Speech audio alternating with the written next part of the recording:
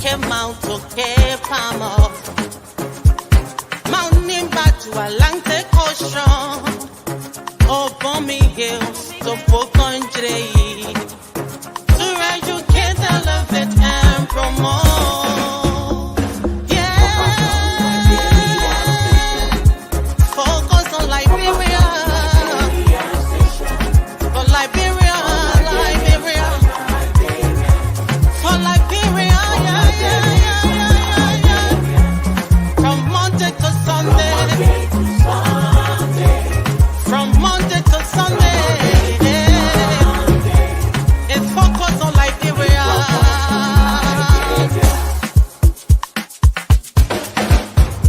Talk about home affairs, in diaspora, current affairs, reliable information, history, talking about culture, politics, education, entertainment,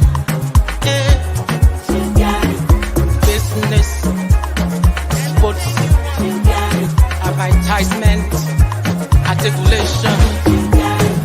Focus on Liberia. Focus on Liberia. Focus on Liberia. From Monday to Sunday.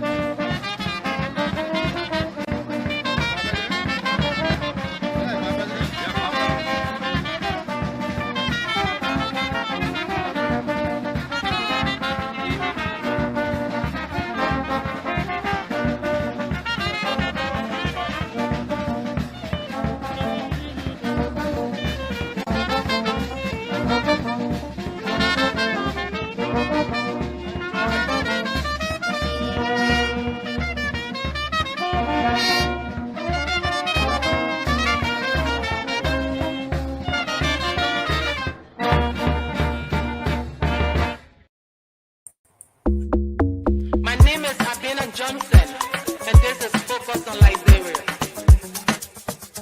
Hit it! From Cape Mount to Cape Palmer, mountain back to Atlantic Ocean, over me hills to Country, to educate, elevate, and promote.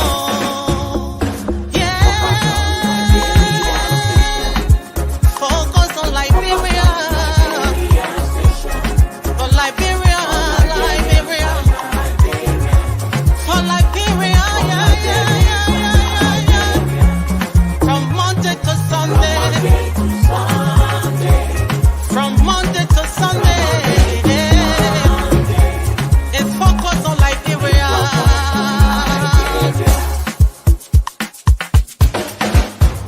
Talk about home affairs, in diaspora, current affairs, reliable information, history, talking about culture, politics, education, entertainment,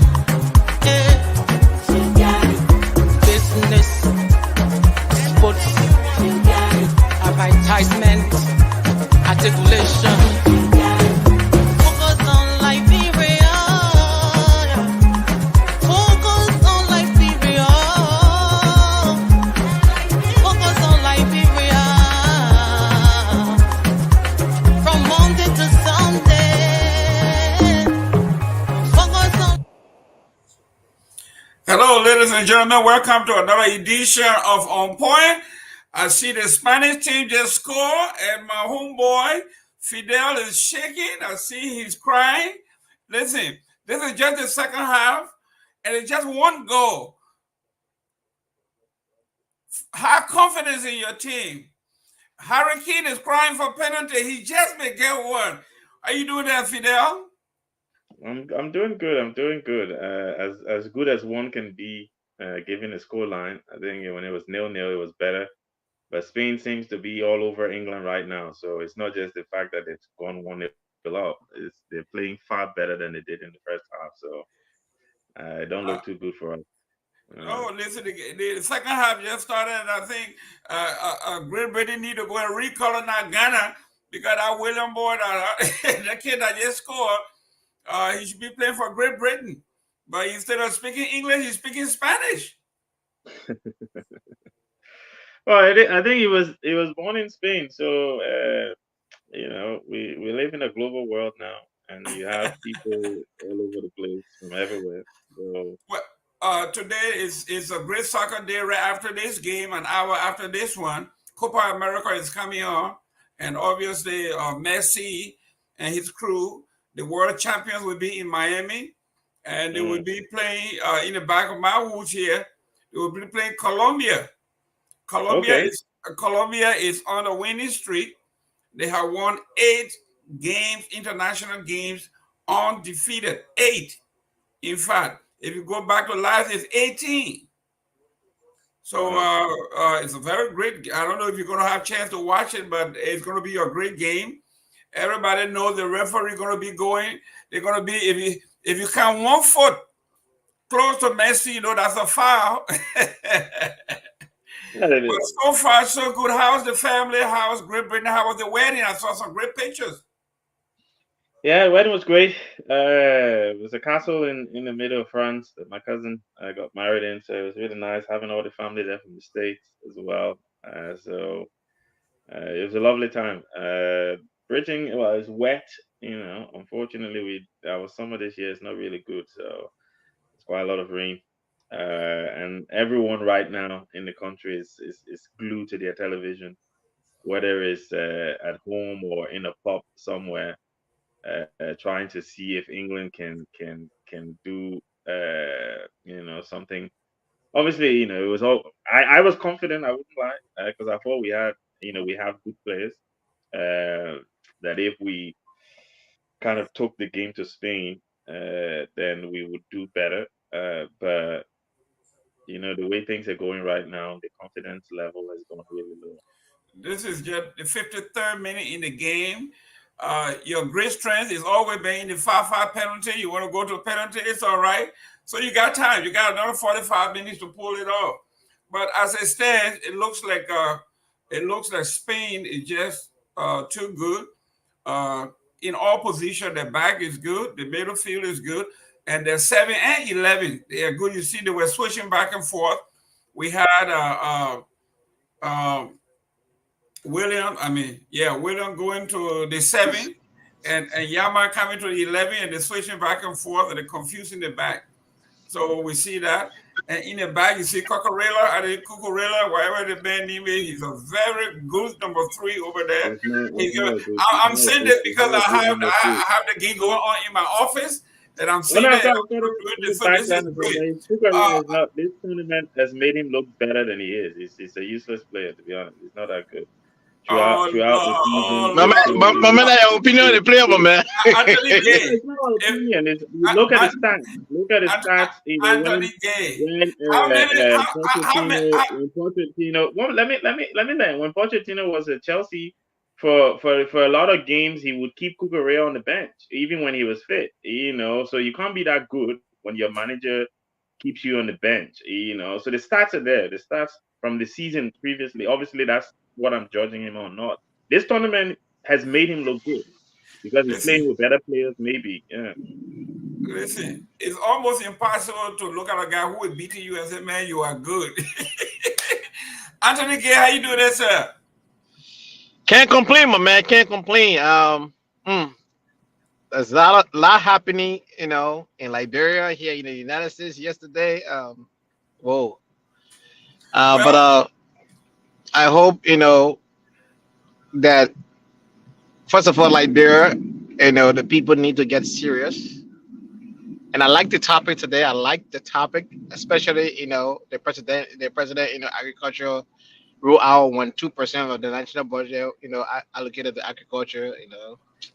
The whole yellow machine that debacle. I've been dissecting that letter, and I mean, to me, he did us a favor by writing a letter because it was good for all to remain, speculative. Fair days, my man. It was good. We're not live yet, right? no. Yeah, Okay, like good.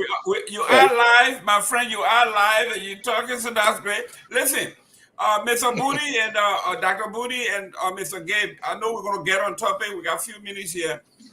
We are on the political scene, and we need to, in the strongest term, denounce what happened and condemn what happened yesterday to former President Trump. We've been saying this, and I think Dr. Booty, you can chime in after Mr. Gay, that no matter what the situation is in politics, it makes no sense. And we saw this during the campaign in Liberia when people were killing other people for ballot. No matter how tense the situation is, no matter how much you hate the person, there is no reason that you would attempt to take somebody's life. And especially, well, all lives are equal, but the presidential candidate and former president, Mr. Gay, are charming. Look, man, you said it right. I'm not a supporter of Trump. Will never support Trump. I'm a victim of Trump behavior in this country. Trump filing for Chapter 11, it affected me. Um, but here's the thing. Yeah, much as I disagree with everything Trump does and says, under no circumstances that I hope he dies. Under no circumstances that I want anybody, attacking him. I think last electoral cycle again, somebody jumped on the stage. If that wasn't in Chicago or somewhere, but that was in the Midwest. Somebody jumped off the stage to Donald Trump. The guy actually grabbed Donald Trump two shoulder like this. You know, had that guy, focus, he would punch Donald Trump in the face and knock him out because he was able to grab Donald Trump two shoulders before the Secret Service got to him. So no, I don't support any behavior of that kind.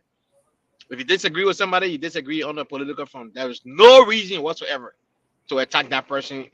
I always told people, even on Facebook, like on posts, people will come when you make a comment, they'll come insulting you. I'm like, dude, address the topic. Address the topic. I always remind people, stay on the topic. Forget about me. I'm not the subject of discussion.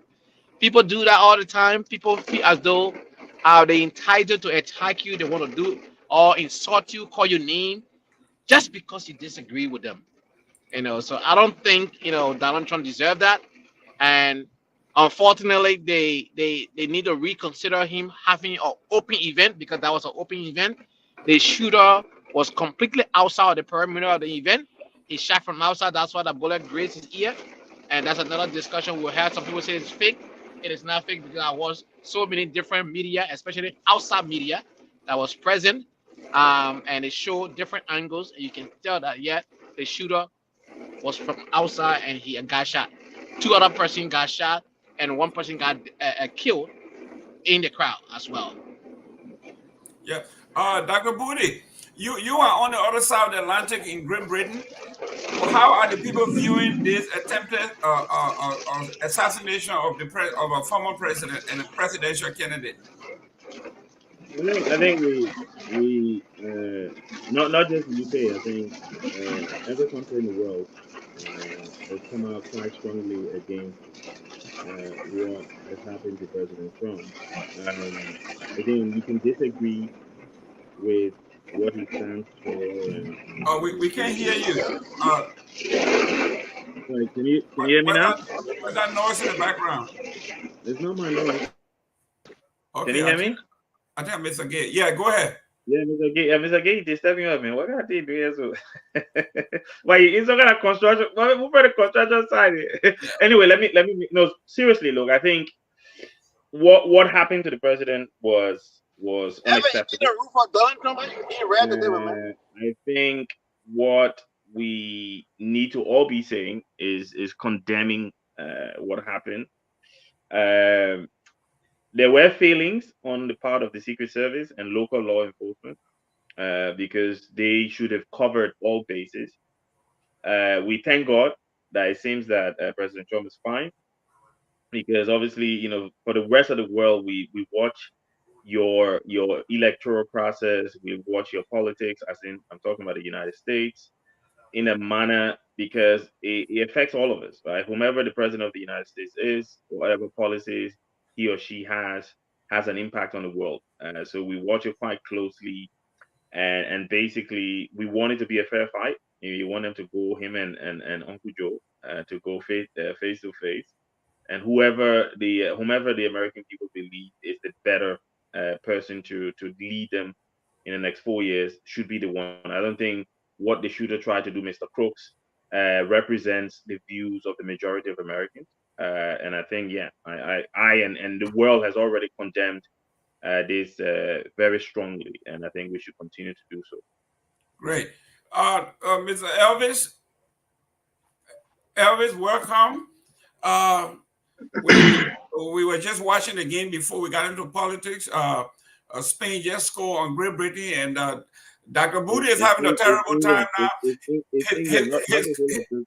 Dr. Booty countenance changed. He and I watching his face. His face was all lit up, and when the guy scored a goal, all of a sudden everything just went south. Welcome, Maurice. How you doing there, sir? I'm not doing so well. This weekend, I've really been suffering from a massive and severe cold. I mean, maybe you can hear it in my voice. Been really ill. So I just got a little better over the weekend, last night or yesterday afternoon. So, I could make it on the show. But let me just give you a little Liberian connection to the game that's going on tonight. The kid that scored, Nico Williams, his mother is half Liberian, half Ghanaian. He has an older brother called Inaki Williams who plays for Ghana. Mm-hmm. His parents are from Ghana, but his mom left from Liberia and went to Ghana. So they have a Liberian connection, he and his brother. So that's a little tidbit. But like again, what you guys are discussing, I'm a diehard Democrat. I support President Biden, although I think he's showing early signs of dementia and he's not there 100%. But certainly, I think Trump is a more existential threat to this nation. He has dictatorial tendencies, and I think him getting back into the White House will put this country into a dark place. So definitely, I don't support Trump, and I will condemn the violence against him yesterday. I think there's no place for violence in this country, especially when it comes to political rhetoric. I think the amount of the proliferation of guns in this country, when we start going down, settling our political differences with gun violence, it's going to be a bloodbath. So I think on both sides of the aisle, politically, whether Democrat or Republican, we should stay away from violence. Beat him at the ballot box and beat him with your rhetoric and your policies, not with violence. So for me, I condemn it in the highest order, and hopefully he will be okay. And let November come and let's see what the people will do. And just a little tidbit before I pass the mic. Look, Mr. Gamer, it baffles me that in this country, a man could lose by 8 million votes and almost win the election. Trump lost by 8 million votes last time. He lost by, I think, 6 million votes against Clinton. In the last 24 years, there's only been one election cycle where the Republican won the popular vote. That was in 2004, Bush against Kerry. Even when Bush won in 2001, he lost the popular vote. So this country it leans heavily Democrat, but because of the way it's structured, you always have the Republicans in the mix. But thank God Trump wasn't seriously hurt because I think reciprocal violence would have occurred. So let's just pray for this country. We all live here. We don't want things to get out of hand. But thank you. I'll pass it back to you. Welcome, Victor. Mr. Namwe, how you doing, sir? Hey, how you guys doing, man? It's good to be here. Great. It's a beautiful sunny day outside. It's pretty humid, but so much daylight out. Yeah, I agree with Ms. Morris. I heard some of the comments coming in. I really think violence really has no place in politics. I mean, we witnessed that in Liberia almost a quarter of our compatriots, lost their life for political disagreements. So and so we're still smarting from that upheaval. Yeah, so violence everywhere in politics must be, condemned and eschewed. I'm not particularly a fan of Trump's. I think he's a bigot. He's a typical white privilege, representation. He has said some and done some things that anybody, even a Democrat, probably wouldn't do and get away with, and yet, he might wind up being the president of this country again. But notwithstanding, I think the candidates, should compete at the ballot box, and not, be eliminated violently. The young fellow, the reports are that he was a registered Republican. That's correct. It's pretty confusing. He may have given once to a Democratic cause. He was a young 20-year-old, still in the formative stages of his own thought process. But yet, yeah, he made the attempt, and he's now with us. Plus, another person who was attending the rally, and another person who was badly wounded. I think the former president is okay. We saw him descending the plane last night in Jersey. So I think he'll be okay. It remains to be seen how this is going to impact his behavior and his message. He is buddies with the NRA, the National Rifle Association. They endorse him every time. He's an advocate of, all those who fight against gun reforms in this country. The guns in this country, they kill so many innocent people. And when these kind of things happen, we all talk about it, how they should be controlled, and then of course, everything dies down. So, hopefully this will also help to broaden his perspective on how guns should be handled in this country. So many lives are being lost innocently to guns in this country. So, I wish him all the best. The one thing I would say though, I agree with Elvis. I think President Biden and the Democrats, I think right now we're facing very uncertain times, very difficult times. Whether to stay with the president or to find a replacement, those are two very bad choices. It appearing staying with the president is appearing to be a major risk, because he's showing all signs now of aging. But he knows the issues very well.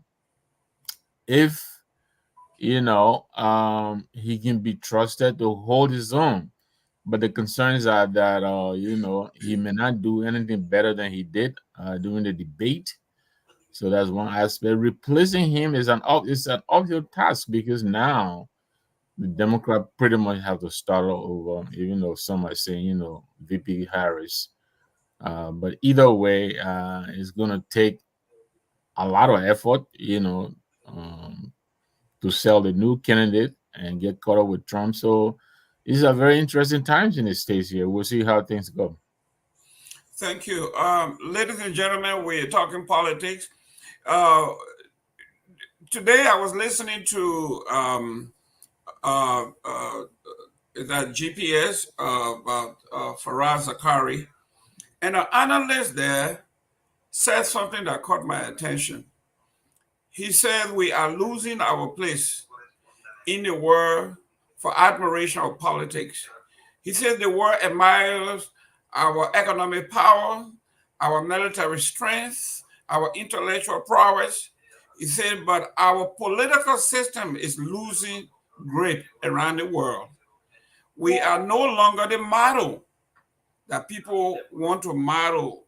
He said, even the Chinese are worried that if the American style of governance, if the American way of life, their politics, if it vanishes, the world is going to be in chaos. Just imagine third world country trying to emulate the chaos that is going on here. It's going to be bad for us. So here we are. I, as a registered Republican, do not support the tendencies of Trump. In fact, the real Republican sees him as an opportunist.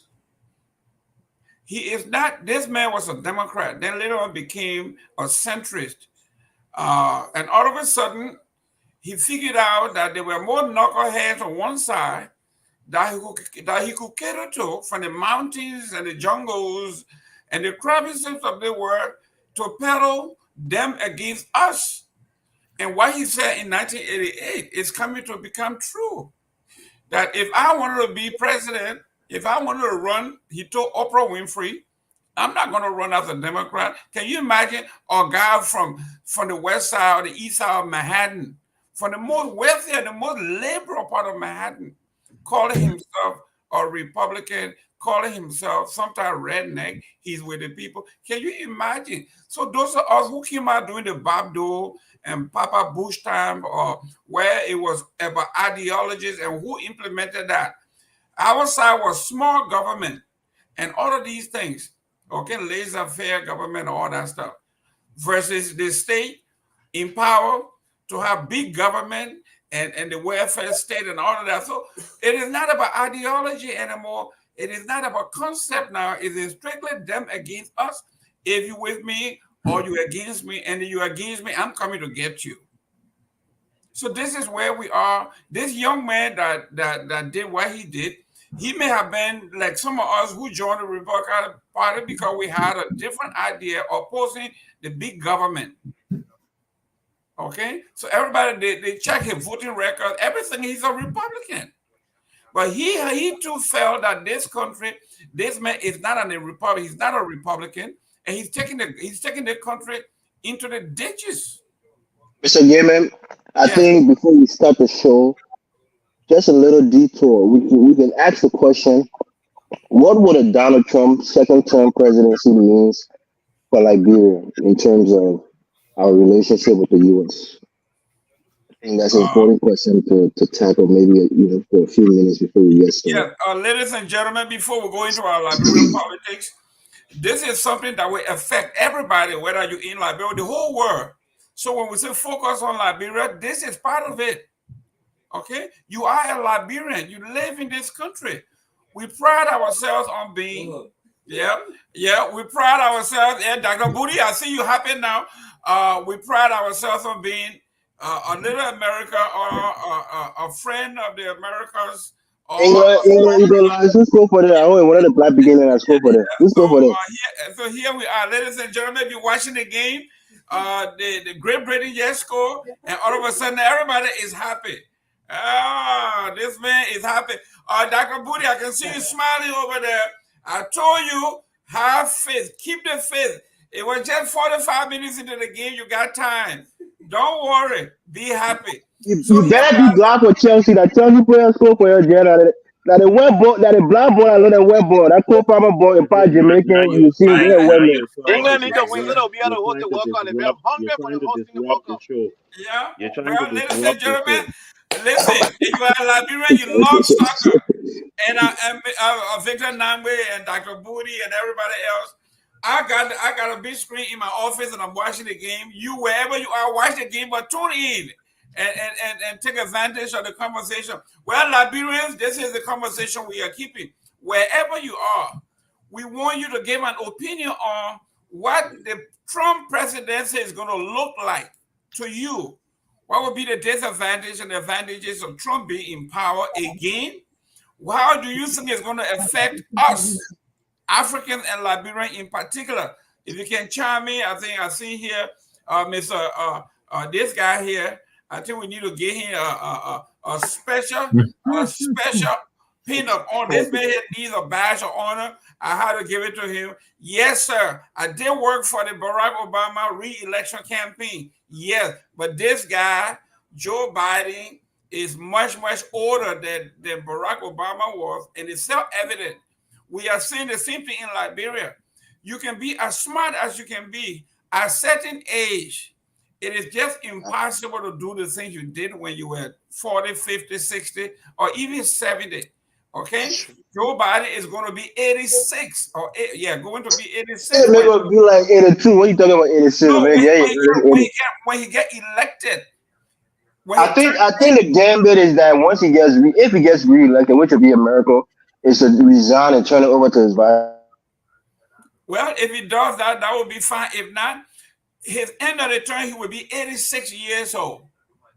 Can you imagine? This is another Paul Biya in the making. You know Paul Biya? Paul Biya, uh, uh, No, but uh, Paul is moving quite well. I don't know why Omejo doing all the kind of thing he's doing, because Paul is 91 and Paul moves well. Paul moved well. Anthony Gay.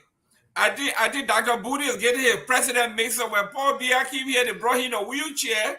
And when they brought him on stage, he said, what am I doing here? Who are these people? Go ahead, Anthony Gay. But I want to disagree with you respectfully, Mr. Gilman. In all due respect, I would rather a Joe Biden in a wheelchair than Donald Trump any day. Look, let's face it, when Donald Trump appeared on that Oprah show, I wasn't here in America, but I watched that clip. I can tell you, he know the reason why he said he was going to run on the Republican ticket. The Democrat would not even allow him to even be qualified in it, let alone, represent that, to be that nominee. You understand? Trump is a trouble for America. The man he contracted the COVID virus, and he said he did not. He also received the strongest doses of the COVID-19 vaccine.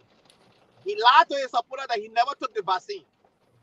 This is a man who said he wished he can have the same power that Kim Jong-un in North Korea has, that when the man speaks, no one shakes. I don't want a president like that. All right? Many of these people today, you see the reason why the Republican people gave that party away to Donald Trump. It's not because Donald Trump is more conservative, or Donald Trump is more evangelical, or Donald Trump is a Bible believing Christian. It is because everything you hear Donald Trump says is what they believe. They just don't have the audacity to say those things. And because they found somebody who doesn't care, who says it as it is, and tell people, I want you to go back to your country. When you come here and you are immigrant, you obtain a citizenship, you have your child here, the child has to stay up to age 18 and then apply for citizenship. He doesn't want citizenship by birth any longer. Even though when his parents hired in America, they didn't even have green card at the time. But there is a man who wants to change all of those things. If Donald Trump wins in 2025, if he takes office, guess what? He will have the opportunity to appoint the fourth person to the Supreme Court under his watch, because he appointed 3 persons already. He will appoint the 4th person. Anything that goes to the Supreme Court in the next 10, 15 years to come, Republican will win it. And that's when they're going to throw things down our throat. I would rather a Joe Biden in a wheelchair than a Donald Trump. I yield back my time. Dr. Booty, what will the next Trump administration be like for Liberia, and why should we be concerned? Well, I think when we look at when President Trump was in power and the 4 years that he was there, I think the experience for Liberia was mixed. There were some good things that the Americans did for Liberia, and then there were some things that weren't so good. All right, so I don't expect different. I think Liberia at this moment in time, especially when I say this moment in time, under a Trump presidency, is not a significant country. It's not as significant as it used to be during the Cold War, for example. So I think I don't know what to expect, because when I look at how President Trump engaged with Liberia when he was president, it was very mixed. There were a lot of good things, and then there were some bad things as well. So for Liberians, right, in that light, if we look at it in terms of Liberians who live in the United States, who would require some form of support from the U.S. government to be granted, the ability to stay, work, and live in the U.S., then I'm not optimistic, right? I think for those people, he will be a threat, and by extension for Liberia, because obviously all of our brothers and sisters who are out there who need to be able to settle if they do settle in the U.S., will be able to transmit significant amounts of money to Liberia. Will be able to help their families. So by extension, if those people are not getting what they need, then Liberia will suffer. But in terms of direct government to government engagement, I think if we go on what happened when he was president before, we can expect a mixed bag once more. Right. Mr. Nangwe, when we are talking about the American government being strong, we have always used them as the guardrail. That if you did anything, we are going to go to the U.S. Embassy, we're going to complain to the international community, and hopefully the United States. President Trump is always laissez-faire, hands off.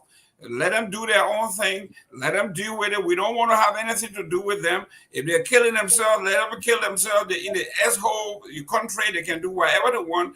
This is the direct recipe for dictators in Africa who wouldn't want to leave power. They wouldn't want to have fair and free elections because they do not fear the lion that used to hold us accountable is no longer there. Isn't this a bad setup for Africa and Liberia in particular?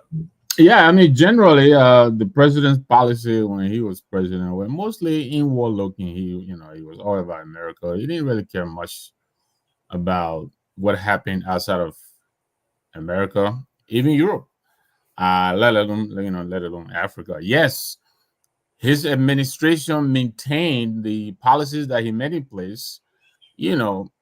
Pursuing economic ties with Africa. Healthcare, political stability. Yes, on paper, yeah, those policies were being pursued, but his public utterances really didn't do much to assure Africans. I mean, he referred to Haiti and Africa and El Salvador as shithole countries. Why did U.S. have to worry about these countries? When they were, experiencing turmoil. And so, I believe this president, once he's tested limits of what he can get away with, I think his second term, if he wins, will really, really be worse than his first term because now he has found out that he can actually do almost everything and get away. The recent Supreme Court ruling didn't do any much to help. They're practically giving carte blanche. Once he's in office, he can pretty much do whatever he wants. And he will be protected and given presidential immunity. So he is one who doesn't know how to temper his behavior. He goes all out. He has no time for limits. I don't really believe Africa will gain much from his if he were to win again from his second term. If anything, I think it will fare worse. I'm not sure if he even visited the continent during the 4 years he was in office. I don't think he has any particular interest in the continent. I don't believe he did. I don't believe he will if he were to win. Well, before we go into our Liberian politics core, But don't come to me here, Mr. Gilman. yeah, 1 minute. 1 minute. I want you to chime in before I move to the next one, Mr. Morris. One of the things that we have in Liberia that we use as a trump card here, no pun intended, is the fact that this thing that we call the American sanction. America will sanction you if you were corrupt, if you have human rights abuses, if you have all of these things. America is watching. Uncle Sam is watching. With Trump being in power, that fear no longer exists because he's not watching anything. Everything is us and America and nobody else. Let Liberia deal with its own. We have no issue with them. So this will embolden the dictators and all of that, Mr. Morris. Again, I'm a little torn, right? Because ideally, as Liberians, we would want our country to be quote unquote left alone so that we can determine our own, we can pretty much determine our own destiny as a nation without outside influence. But as dependable as we are on the United States and foreign aids, it will be devastating to our economy, it will be devastating to our interests in certain sectors within our country. So I think a Donald Trump presidency, a second term, like Mr. Number said, will be vengeful, will be overtly more racist than his previous term. He will do things, almost arbitrarily because the power has been imbued in him from the Supreme Court. That one is part of his official duties. He can't be held liable for it. So I think it would be terrible in terms of the foreign policy, especially when it comes to Africa and Liberia in general, which is very insignificant in the African scope. I hate to say it about our country. But let me say this. We have to give Donald Trump some props when it comes to the policy of DED or TPS, the temporary protected status of Liberians. I think he's signing into a permanent law for a change of status for those people, or at least a pathway for citizenship. That's a big kudos to him. Of course, it wasn't exclusive to Liberians. It was a group of other countries, I think, El Salvador or Honduras, Haiti, a few other countries from South America that benefited from that, that legislature or that executive order. So, like Mr. Nama said, it was a bit of a mixed bag, but mostly it was divisive. It was racist rhetoric that was being spread. And I think for me as a Democrat, you see, there's I'm online on other different platforms that I engage in. You see a lot of black men trying to, starting to gravitate towards Trump because they think that being a Democrat makes you weak. You're not a man if you're a Democrat. All of these nonsense. But I'll tell you this. I will just quickly share before I pass it back to you.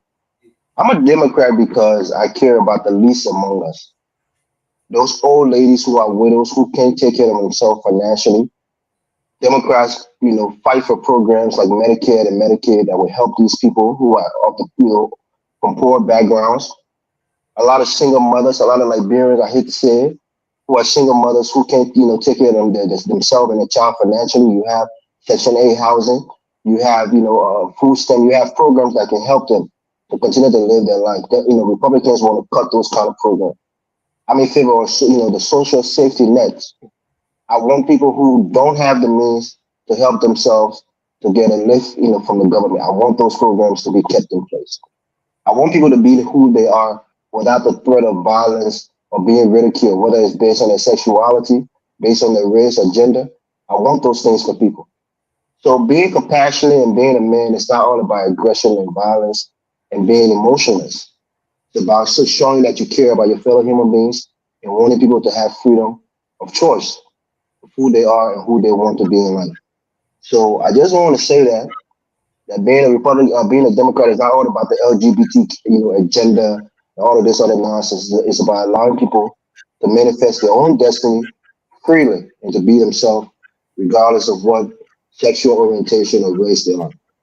So thank you, Mr. Gale. Pass it back to you. To the consummation of Dr. Booty and all it looks like. Yeah, Dr. Booty, your face gone side. Keep it up. Don't do that, man. But Yes, yes, let me add quickly. Let me agree. Let me agree with Elvis. One minute, let Mr. Gay chime in, and then Mr. Anthony Nambo will close out on the American topic. We'll go to our Liberian topic. Go ahead, Mr. Gay. Mr. Gay, we are talking about dictatorial tendencies in Liberia now, where the president is going out and signing $100 million, $80 million these days, a gentleman's handshake, and you can do whatever you want, and then the Supreme Court make a decision, you surpass that. We are talking about complete dictatorial tendencies in Liberia now, and Trump has said, if he become president from day one, he would like to be a dictator. He loved that style. He doesn't want to go through the channel. We're seeing something similar. Wouldn't they play in the hands of the white guy? Look, I brought up the topic in one other group chat, and somebody was quoting, Article 57, Article 50 of the Constitution that gave the president the right to do all of them. And I just put a hole in the argument because what the president did by writing a letter to the speaker, he did us a favor because we all were here, giving our speculative thoughts as to what is transpiring with the air movie equipment, quote unquote yellow machines. And the president make it easy for us. But writing that letter and just telling us all of the things that he's doing wrong, right? Jeez. In one segment of the letter, he talked about gentleman agreement. He talked about how a friend was moved by his, arrest agenda. And then in the same letter, he talks about, the contingency, unsuccessful plan, where if the plan does not go through, the owner of the machine will try to sell those machines in Liberia. If they cannot be sold in Liberia, he will take it back to where he got them from, and so on and so forth. I'm asking myself, first and foremost, we saw the other ministers and government officials in the street parading with these yellow machines at the expense of of taxpayers, and those yellow machines were taken to the military barrack at the expense of taxpayers. Now our military now are watching a machine that we don't even know that going to, be the government asset or quote unquote be taken back if Liberia does not reach an agreement. But yet our people now are watching these machines. They already promised these counties that each county will receive 30 machines, but we don't know if this is possible. So I'm looking at this letter. I'm like, did this president really wrote this letter? Did he really affix his signature on the letter like this to go to our Liberian legislature? I mean, are you joking? If there is anyone who should understand the Liberian constitution, law, procurement processing, and whatnot, it should be this president who has over 4 decades of experience in government. How can you not do something like this now? And to make it easy for all, you wrote that letter. So to eliminate all of the speculative talk that that's surrounding the machines, he just told all hey, this is what I did. And to me, he did us a favor. I just, holding my peace down to see what our lawmaker gonna do. Are they gonna pardon the president, not just like they pardon the Ministry of Public Works with the $22 million and say, oh, it was emergency, they wanted to clean the road? Is that the same thing we're gonna see here happening? Are they gonna play on the gullibility of the Liberian people and say, oh, but the machine already here, that get accepted? What are they gonna do? But this is an insult to the Liberian people, to the Liberian legislature, to those who trusted this man, that he has what it takes to lead a country. And here's the man today now displaying to us what I call ineptitude at the highest level. You can't do this. I don't think if you and myself want to get a car today, a rental car or a lease car, we can take the car and bring the car to our house, park it in front of our house or in the parking lot or the driveway and say, oh, until the contract go through, nobody can drive the car. Who does that? Can Bill Gates take millions of dollars and just throw it away like that? Or Warren Buffett do that? Or Mark Zuckerberg? I don't think so. But quote unquote, my friend, personal friend, gentleman agreement. So this, I don't know what this president trying to do to us, but I hope he should realize this is not the 19th century or 20th century. This is the 21st century, Mr. President. And the Liberia, that's not the Liberia again. Even if the lawmaker try to play politics, we will pressurize them. We will. Thank you. Mr. Nambe, you wanted to close out on this topic? No, I just wanted to quickly, as I said earlier, the U.S. government, fortunately, to a large extent, they have a system set in place, and it is difficult to deviate from the system as it is set up. Trump is like you say, he's a Democrat who became, a latter-day Republican, but he's what they call a rhino, Republican in name. He doesn't believe in the Republican values and all that. So even though while he was in the White House, he gave us Michael McCarthy, and let's not forget what McCarthy was able to do in Liberia. It's during his tenure in Liberia that we actually really brought a lot of pressure on the WEA government, to stand up for the common people. I mean, he was buddies with WEA. They would play together, but policy-wise, he would tell them what they were not doing right. And so, yes, Trump as a president, he will come in with bombastic behavior and all of that, but hopefully for us, there are Republicans who are still, true to the core of the Republican value. Yeah, they believe in a simple decency. As much as a lot of us, love the Democrats to support them, but the Republicans that really don't work for us. It's George Bush who gave the Nigerian president an ultimatum to turn over Charles Taylor, and that's how Charles Taylor is in the Hague today. So yeah, Trump could come in and come in with his crazy utterances and all of that, but there is some consolation that there are like Republicans, who will be with him in the White House as well as in the Congress, who I believe will still stand up for what is right around the world, including Liberia. And so they will help to constrain him one way or the other. And I will close out on this. People who think that if Trump becomes president, it's all going to be just about America. I want you to read the Project 2025. The Project 2025 is the think tank that I'm familiar with because I have friends from FOL peers whose parents serve on that board of the Heritage Foundation. These are the folks that are going to actually run the day-to-day affairs of the government. These are the policy ones. These are the senators when you see them on the podium, their pages, their staff, they write the law, they write the rules, and their bosses go out there and actually channel and say it out.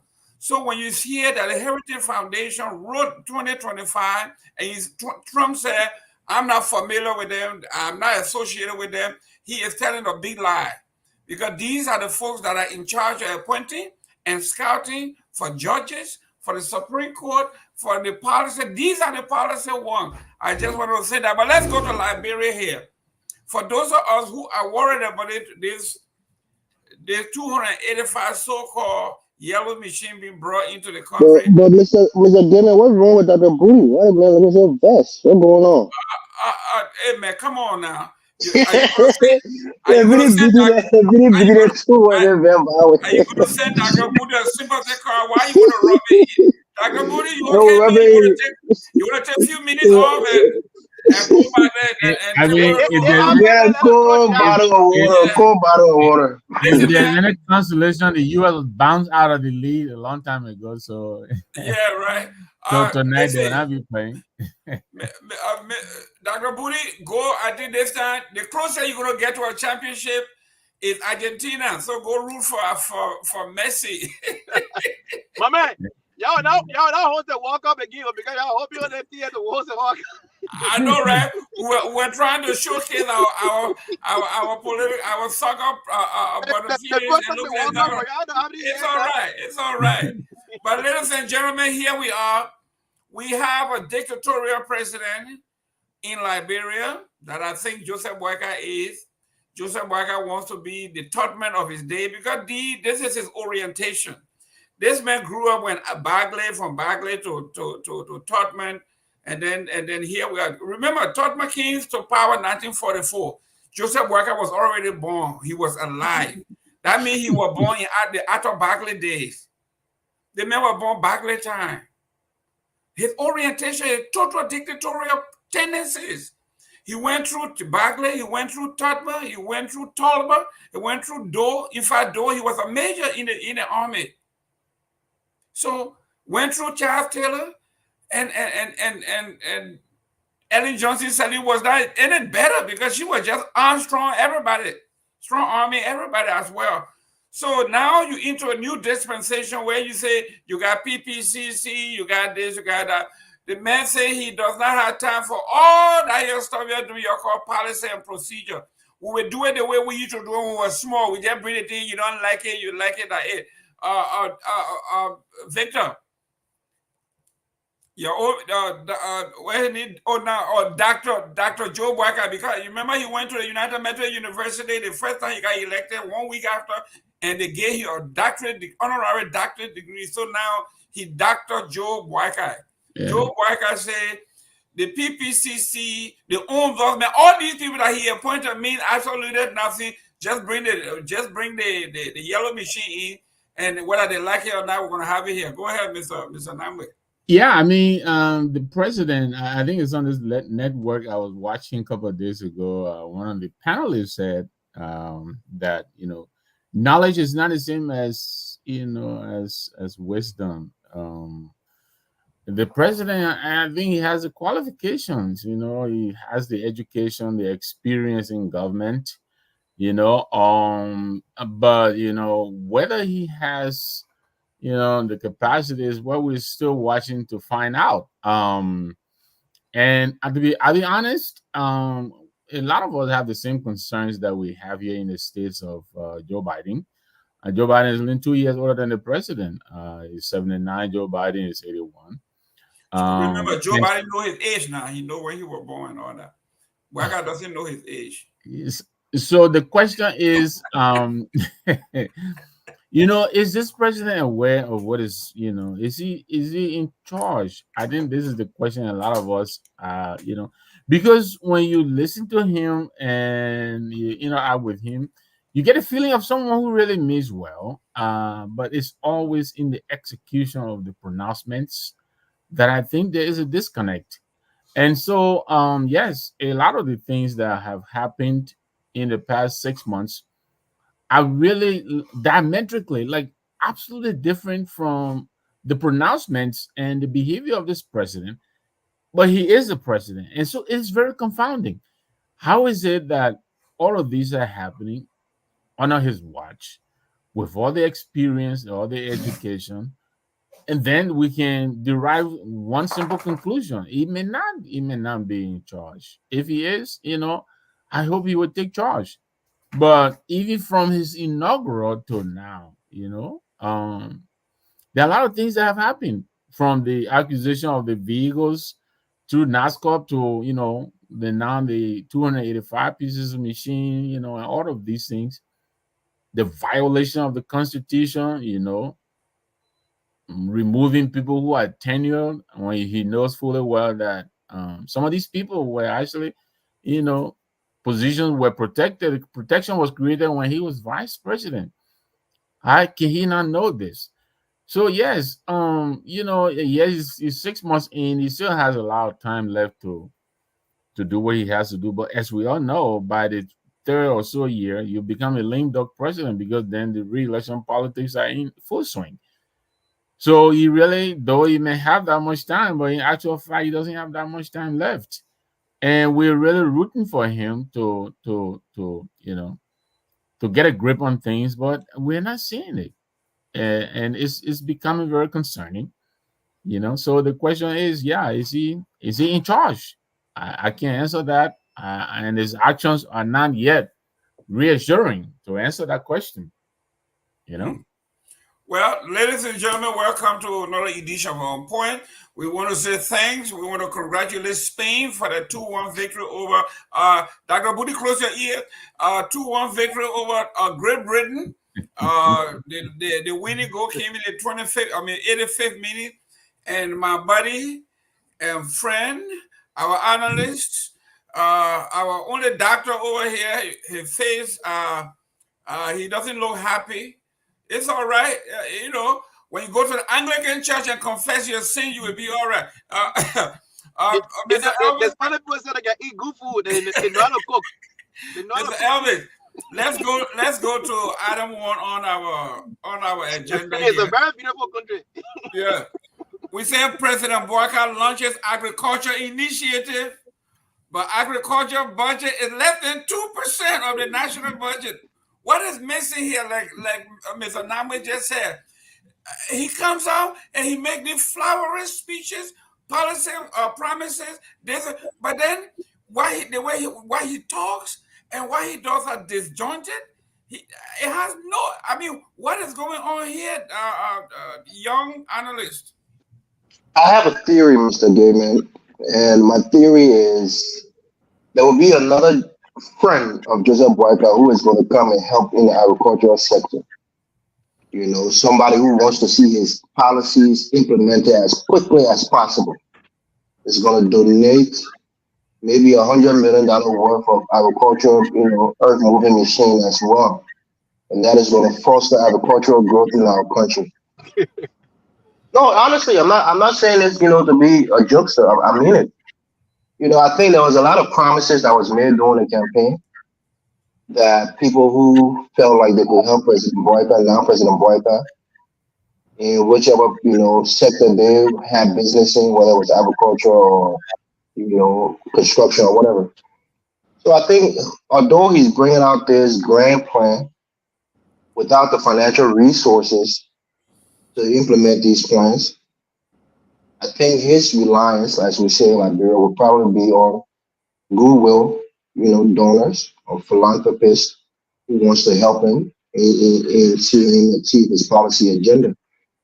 But I would liken President Boyka to former President Trump.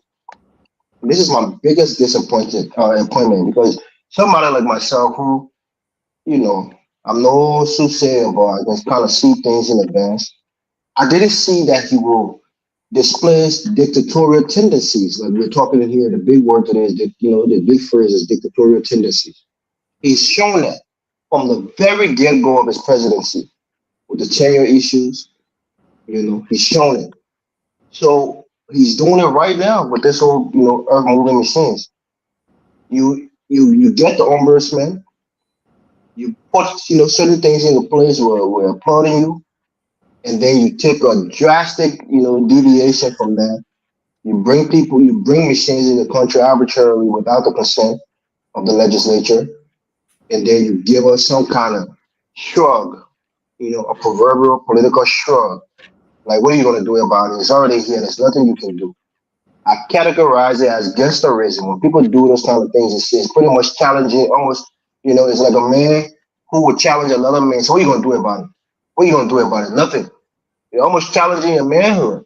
They're challenging the manhood of the political opposition in that country. What are you going to do about it?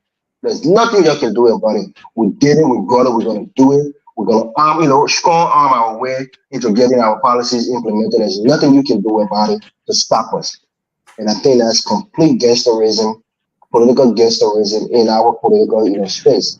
And I think President Barker, for all of the things that we thought he won't be good at, being a dictator is nothing that I thought he would indulge in. So for me, it's the most disappointing, so far in his presidency. And I think when somebody show you who they are the first time, you got to believe them. I don't think this is a one-off. I think this is probably going to happen more.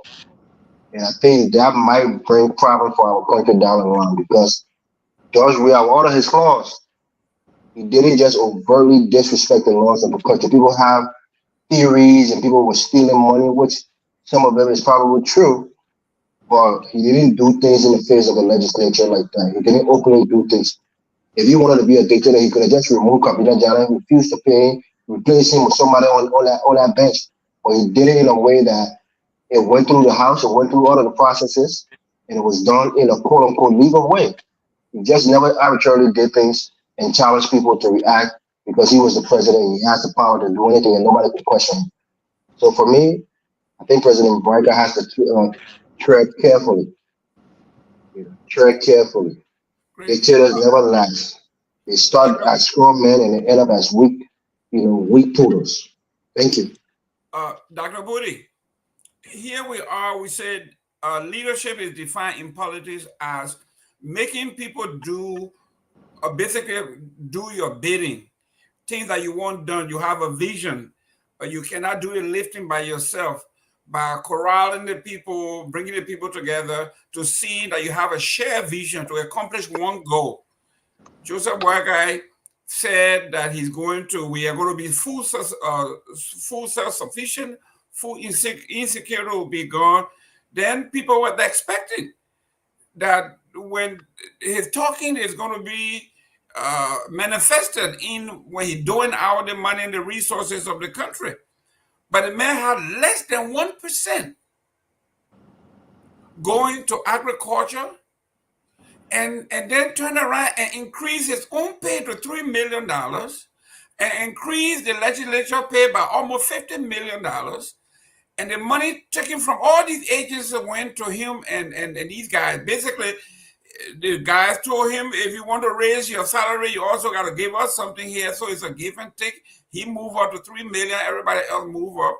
This is where we are. This is dictatorship. And like my friend here was saying, everybody here wants to have movie equipment in the country. Everybody wants our roads to be open. No, I have not spoken to one Liberian that would say, I don't want the roads open. I don't want agriculture.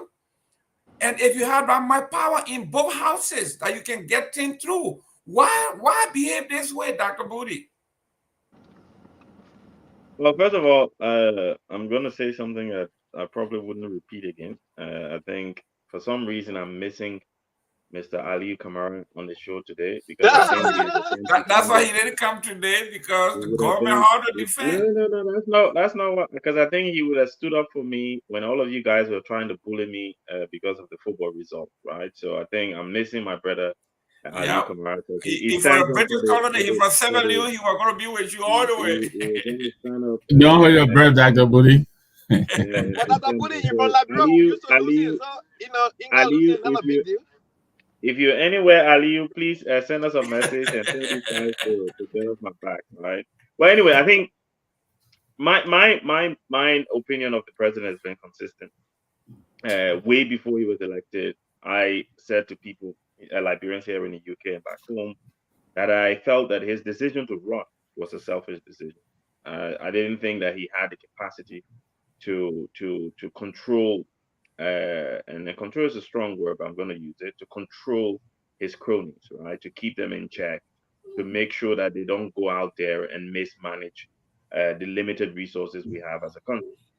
And everything that the president has or hasn't done since he became president has illustrated the point that I made, I believe, because 1 minute he's appointing someone to the Ministry of Justice. People say, oh, this person is corrupt.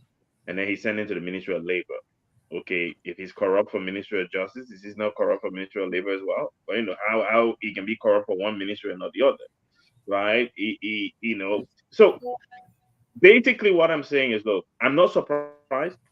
And taking from Mr. Morris's belief, I'm concerned for the Liberian people. Concerned in the sense that they have been taken for a ride, and I don't think they understand the magnitude of what the president and his guys are doing. I think Liberian people they've not realized what is going on. They're sitting there, they're witnessing what is going on, and they've not really there's no comprehension of what is going on. And I think by the time they realize that all of these so-called friends giving free things, because the world we know, all of us are grown up enough to know there isn't anything free in this world. Everything that you get comes with a price, right?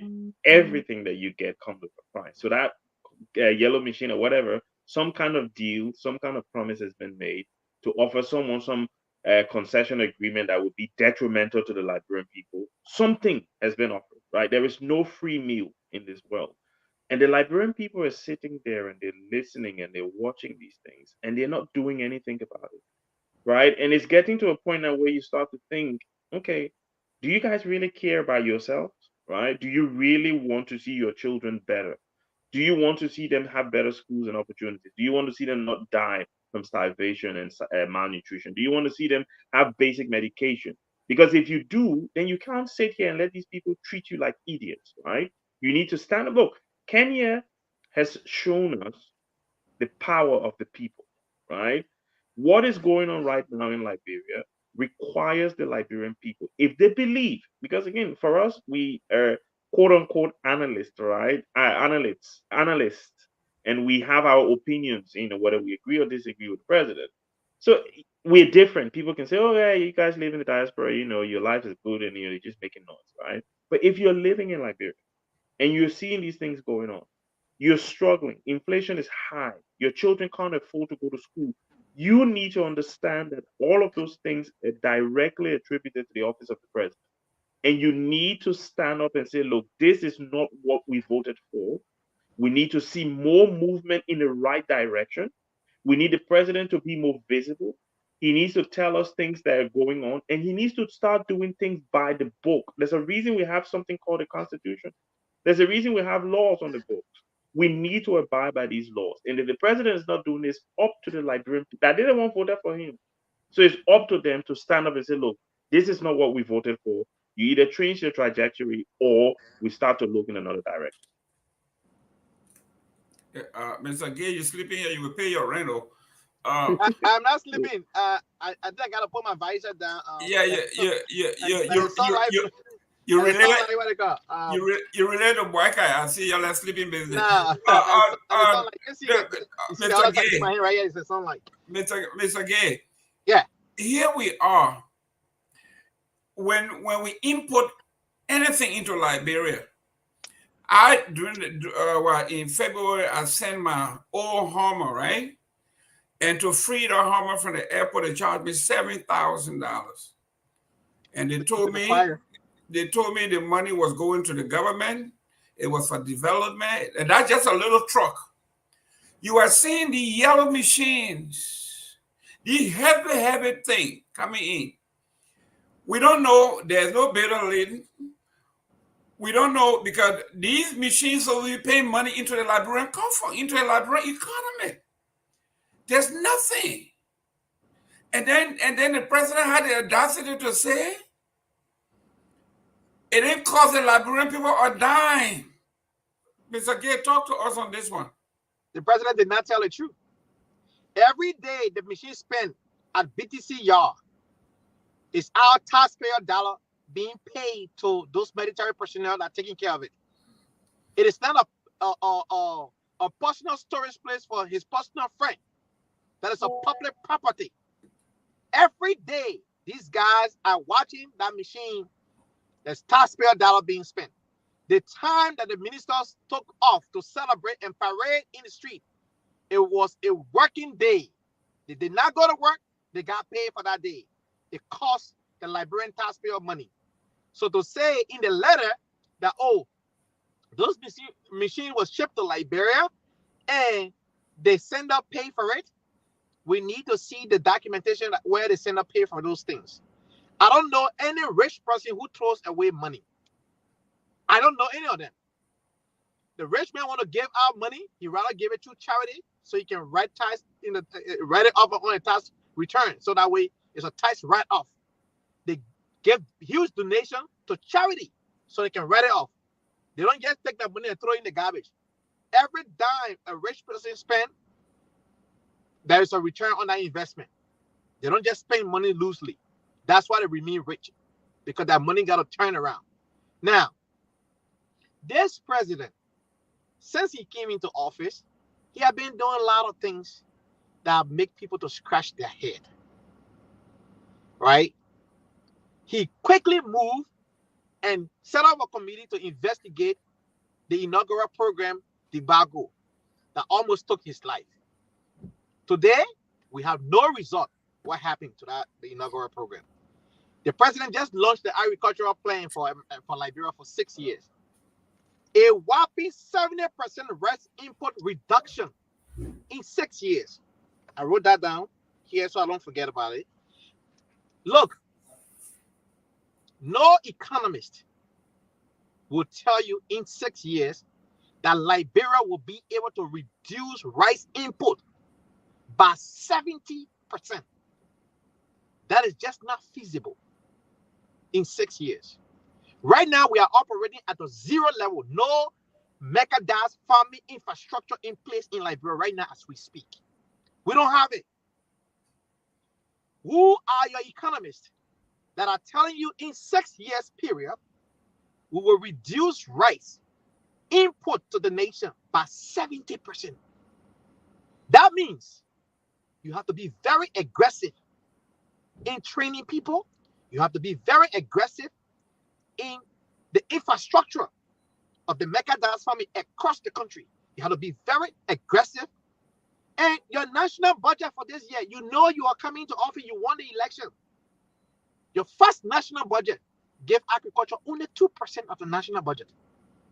In the same budget, you sign on to the lawmaker that each representative will receive $100,000 of the 73 representative, then $150,000 each to each senator. So the 103 lawmakers in Liberia will get almost $13 million in 1 year. Multiply that by 6 because they signed that deal that for 6 years. Multiply that on 6 and look at your agriculture investment. So I'm looking at 70%. And I'm like, are you kidding me? You cannot. Now, you can say we will reduce rice import by 25, 30, 40%. The United States of all places, United States feed almost every country in the world except China. They send food everywhere. They still import rice here. They still do. Ivory Coast, let me forget about America in comparison to Liberia. The Ivory Coast, right next to us, 40% of the domestic grown product is processed in Ivory Coast. And 60% is shipped outside the country. They still import rice.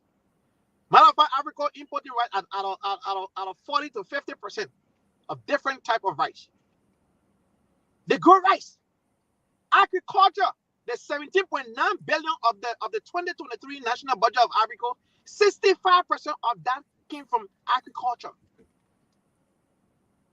17.9 billion. We're talking about B here. What do you have in place to tell me in 6 years period we will rice? Remember this now, it is our staple food.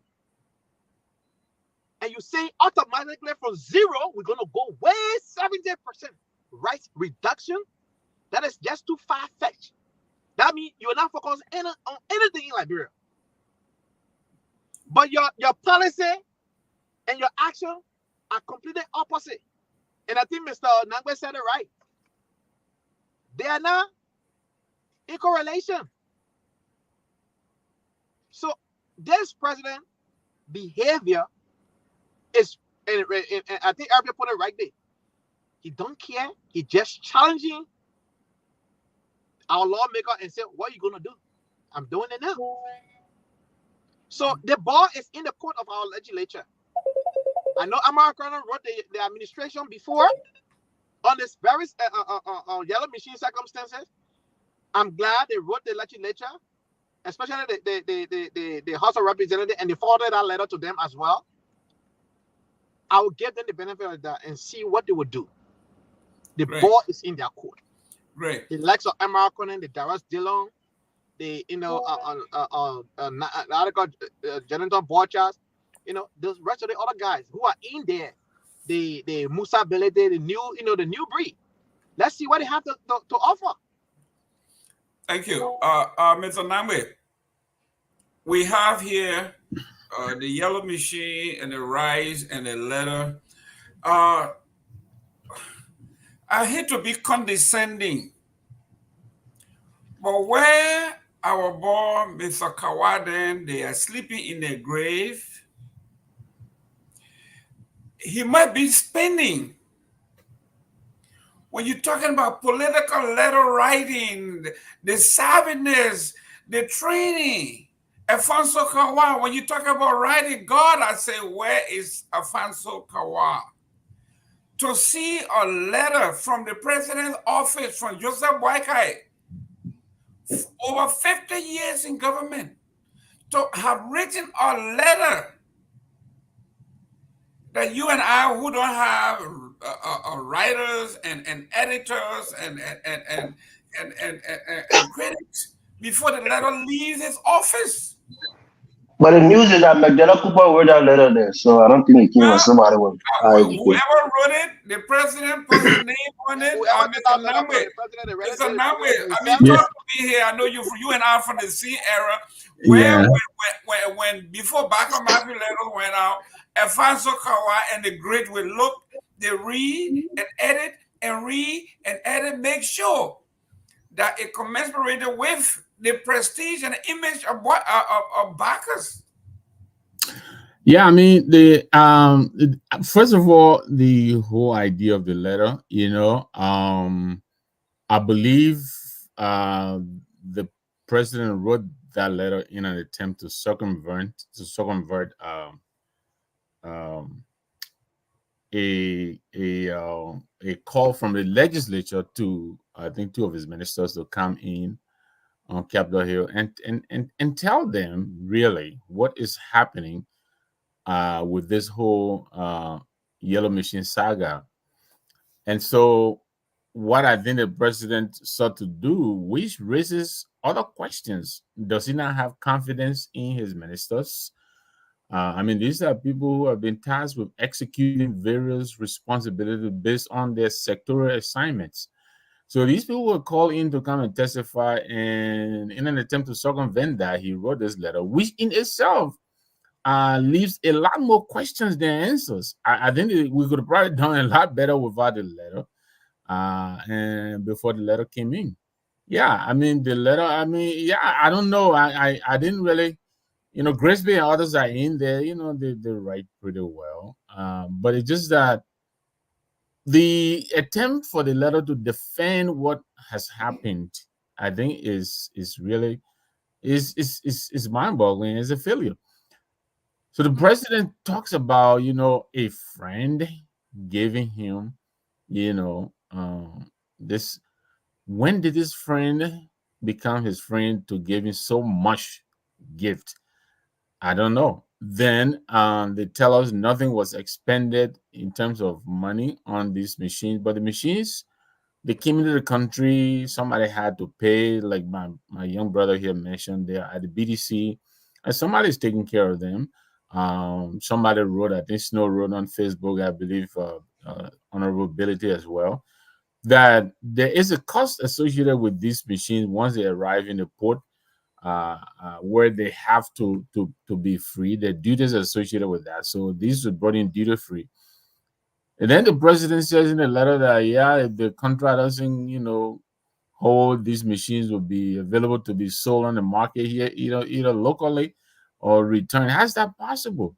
We all know he's already in possession of these things. I mean, Mr. Namwe, yeah. please read what's on here. I mean, something is wrong with I really want to lay it to Sam Waller when I get a chance. This is ridiculous. What is going on here with these people? What is going on? Taking delivery of the equipment is politically What does he smart. understand It about? makes it next to impossible for the legislature to block the deal. Is that the object here for the legislature, not to block the deal? But read it. Wait, look, read it. We'll read the rest. The backlash from the public will be significant. The executive can say we went out and got the equipment and the legislature refused to approve it, so it is being sent back. Is that also an argument? Your inability to lead, right? Does the future road rehabilitation work is uncertain? Blame your legislature, not the president. No, Are you the kidding me? president is. I mean, this is complete gangsterism and dictatorial tendencies. I don't understand that. What is it? The blame shifting, plausible deniability. Is that what the president?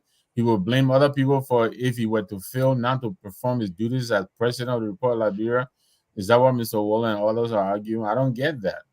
I don't get that. Wow. So yeah, so this whole thing, I think the letter just brings more questions than answers. The machines are in the country. We all know if you go to the car lot and take a car, the moment you take it off the lot, it begins to depreciate. When you take it back, you don't take it back for the same price. Value of the car.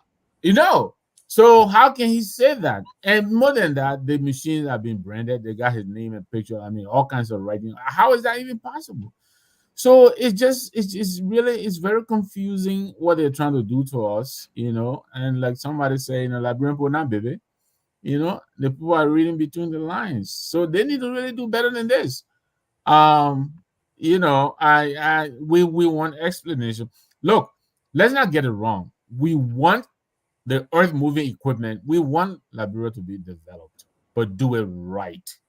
Be transparent, because too many times we have had leaders who will come in and overbill us for simple things. How much are we paying for this machine? We need to know. Is it really a gift? Is it a grant? Is it a loan? How long if it is a loan? What is the duration of the loan? What is the interest on the loan? How are we paying for this? When are we going to complete paying for it? Is he going to pay for them before he leaves office? Those are questions that are significant that they should address, and they're not doing that. So why they're going to hoodwink up with them, bringing it into the country, Yeah, and then people start jubilating, and then therefore the legislator will get afraid and approve it. Is that what Mr. Waller is arguing? I don't think that should be the process. Mr. Gamer, let me come in, please. Yeah, Elvis. Before you come in, I want you to Yeah, also I address this. 30 seconds to chime in with it. Things same water right in here. Yeah. I'm coming. Let me when Elvis. In one of his audios when during the retreat when they were unveiling this thing, Joseph Walker was heard saying, "Let it come and let Double Jala tells me that You he can't ain't gonna raise raise enough enough money money here. to pay for it." Then he He's turned doing around and things in asked him reverse. again. Go ahead, Mr. Morris. Go ahead. Look, I think I've heard Mr. Job call him Dr. Wallow, and certainly he's my elder, and I will show him that respect. But I want to give you a metaphor. It might come off as disrespectful, but it'll be just a metaphor. It's like Dr. Sam Waddle's daughter running away and getting married to a guy in Vegas who Dr. Sam Waddle has disapproval of. But his daughter come back there and say, "Well, my package, he can't say no anymore. We finish getting married." So that Yep. just go tell you we married and we ask for your approval. Dad, you gotta approve. Now we already married. There's nothing you can do. We're not gonna get divorced now. We're already married. How will he see that? He will see it as a affront to his authority as a father, as a man. He will never like that son of his, even if he will reluctantly, accept the marriage. So by saying you somebody outsmarted somebody else by doing things illegally, by doing the process in reverse, is beneath you, Dr. Waller, somebody of your intellect. Look, we are all political animals. We want our side to win. We want our side to have gains in this political space. But if it's done illegally, it's not done right at all, and we can't count it as a success.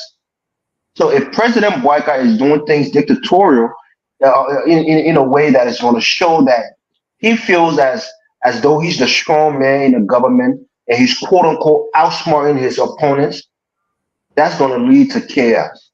We're in this very country. We fought war. We know how people can be. Survival of the fittest. The strong man eat first.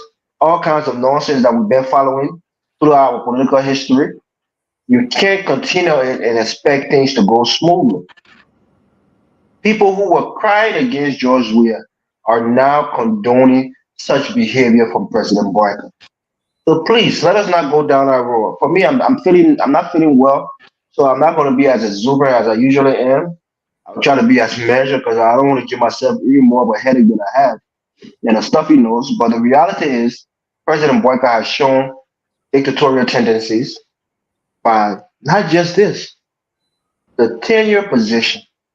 Even after the Supreme Court ruled, he made maneuvers to try to out quote unquote, like Sam Water was saying, outsmart the Supreme Court. you know, yeah, by suspending the guys indefinitely, he tried to outsmart them. So this is not who we thought he will be, and this is who he's proving us, to be. And we believe him. And he's slowly going into dictatorship. We don't want that because the life of many people will be at risk.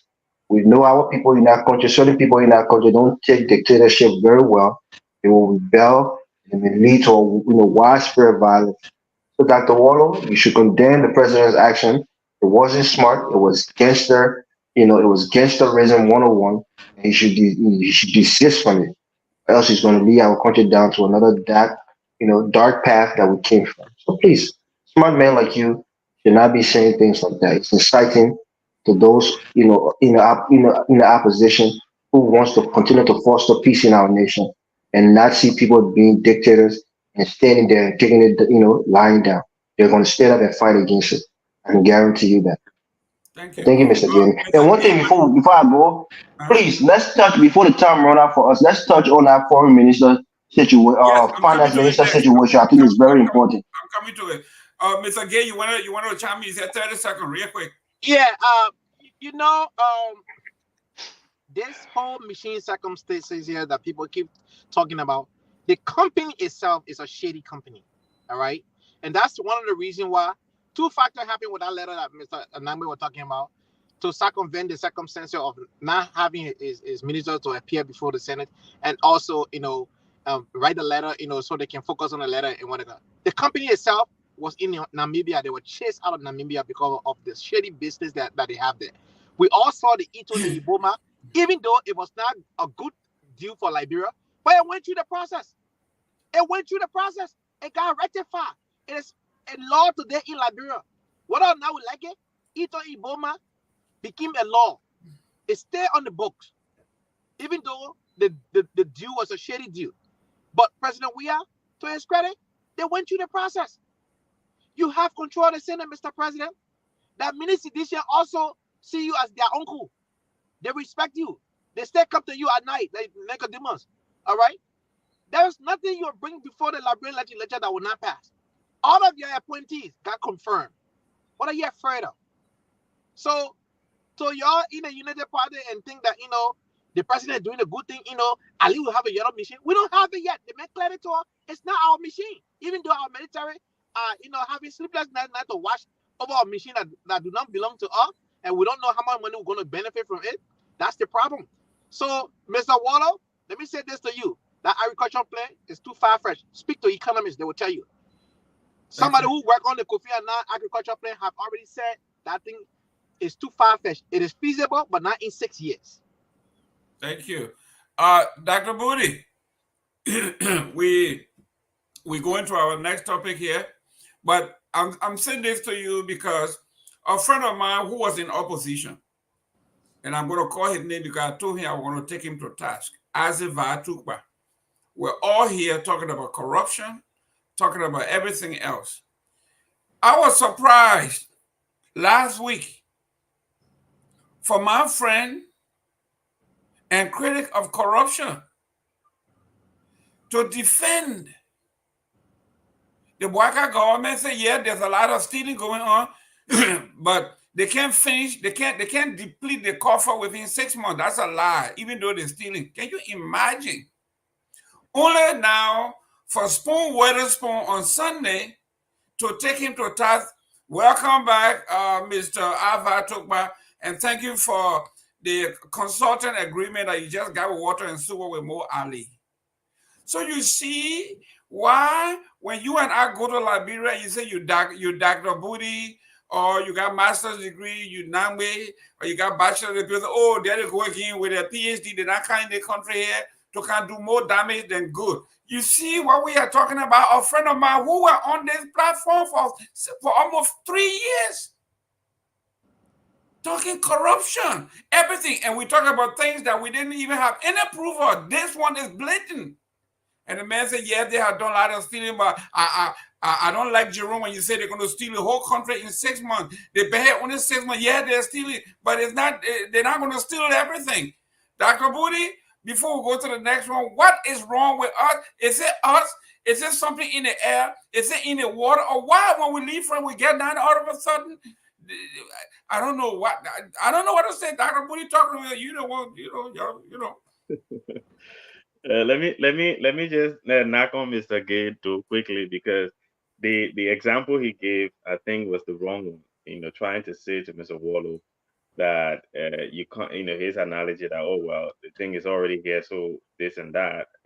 I think the Iboma deal, yes, it went through the legislature, but it was still bad for the country, right? I think they're trying to get it off the books now because unfortunately it didn't materialize.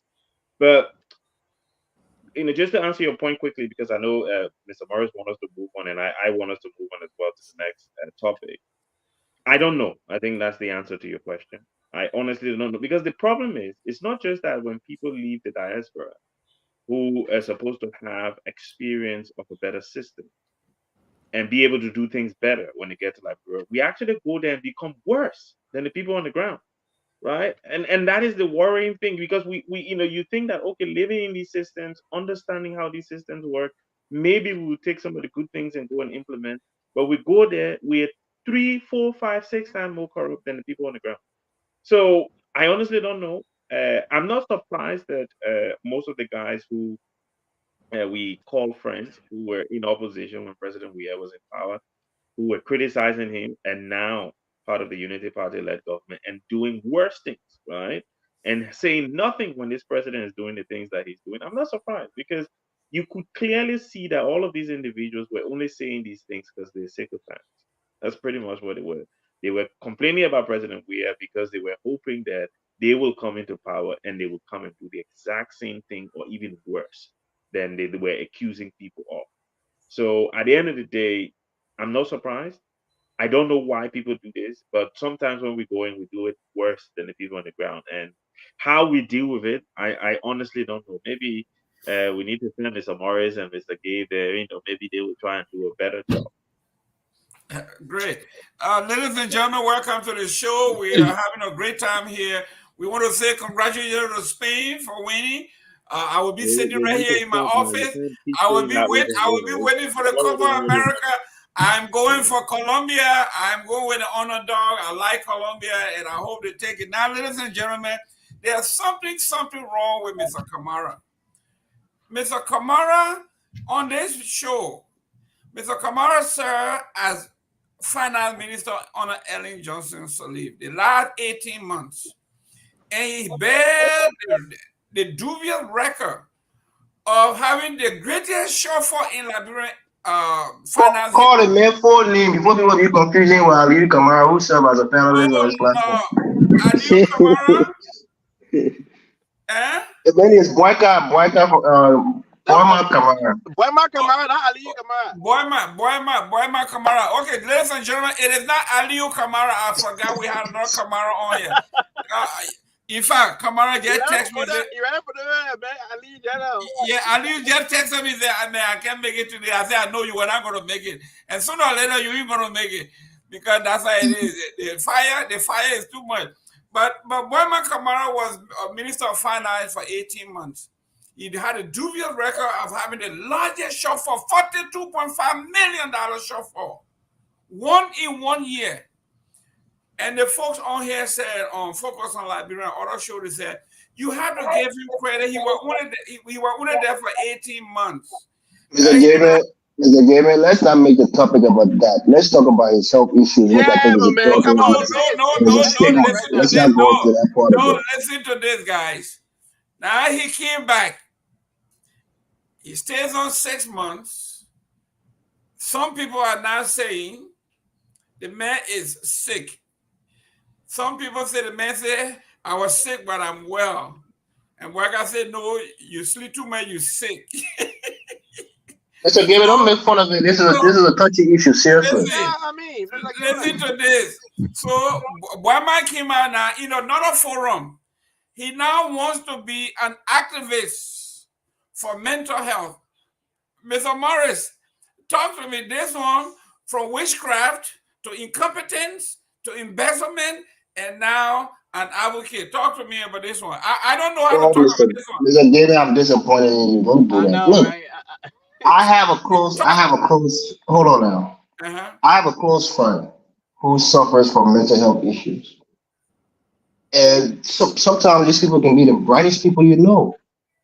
It's not about mental deficiency. People who have things like bipolar disorder or schizophrenia, and other mental issues that, because it's the issue of the mind. It's not something physical that you can touch. So it can be very hard to fix. So people in Liberia, they tend not to understand it because they'll say, oh, the man crazy. They will say somebody put wish on that man and they made him lose his mind. So people, they attribute it to witchcraft. But this is a stigma, especially amongst men, and it's particularly amongst black men and we African men. When people go through things like this, they label them as crazy. They label them as, somebody played wish on him and that scatter his whole brain. But sometimes these people, when they're functioning properly, they're bright people. Boyma Kamara is a very smart guy. Although he didn't perform, up to his standards, for his educational level, his cognitive ability, I'm sure, is very high. So when people are suffering from mental issues, we have to understand that just how somebody can get sick with typhoid, or somebody can get sick with some kind of disease, mental health issues is similar to those because it's an illness that can befall anybody. And we shouldn't stigmatize that person or make fun of them. And that's why I think we should take it very seriously and we need to bring awareness to it. And I think maybe if Abby Tyler is listening, she's a medical practitioner. I'm sure maybe she's touched on it, but she can touch on it again. Another idea for a good show on how to deal with mental health issues. A lot of young people, we live in Minnesota. We have 2 young Liberian kids who killed themselves. One of them killed himself on camera, took a gun and shot himself. Another person is a friend of my family whose son hung himself in a garage. A mental health issue. Our young Liberian brothers are suffering from this, Mr. Gary. It's a serious issue within our community, within the larger black community as a whole. And people suffer from this and they kill themselves because their mind is not fully dead. So it's a touchy and a sensitive issue that we need to discuss with compassion and with sensitivity. Thank you. Mr. Namwe, we are all here. Everybody understands mental health to some degree. But when you have a vibrant debate in Liberia, where people from the same camp are saying, the man wants to be straight. He wants to play by the rules. He doesn't want to sign on to anything that comes through his office. There are people who said all these deals that are coming through, he's questioning everything. He doesn't want to sign on. And the president, the king's men, especially Grisby, does not want him there. So he has to find a way. He doesn't want to say, my uncle fired me. Okay? He doesn't want to say, my uncle fired me. So if he had mental illness, like you're saying, why would they even mention transferring to the central bank? Mr. Nambe, talk to me. This one here, I'm baffled. I honestly don't know anyone's health records. So those are private matters. So far from me to comment on the mental state of Mr. Kamara. If he's not feeling well, my heart goes out to him and the family. I hope he gets help. But I was reading some of the things that were written about, his tenure at the ministry. This suggests to me like someone who was trying to do the right thing. I'm not sure. I think the budget, he was supposed to present the budget. The budget, I think it ran late by 3 months or so. And the reports that we were getting were that he was trying to scrutinize the budget, make sure the right thing was in the right place. So it sounds to me like someone who was really trying to do the right thing. I don't know the circumstances, to be honest. So I would leave that to people who are familiar with the circumstances. But I just feel bad that a young and very educated, from his resume that I looked at, he's very well educated gentleman. This is a job that he's done before under Ellen Johnson Sirleaf. So obviously I'm almost certain he knew what to do. So the argument of incompetence and all that, I don't know if I will buy it. Yes, there were reports of budget shortfall under his tenure out of that, but yeah, we finance minister so far in recent times in Liberia has not experienced budget shortfall. So I don't know. I just wish him well. I hope he's okay. My house goes, like I said, prayers to him and the family. But just to let you know, Mr. Nambo, he did admit that he suffers from mental health. So we're not speculating. He said it himself. No, that's speculation. Because Mr. Namwe, I'm in a The man said it himself. What do you mean speculation, Mr. Gaiman? He said it. I can't just tell you that I suffer from this. I will tell you that I was diagnosed. You can't do this, man. You have to have professional.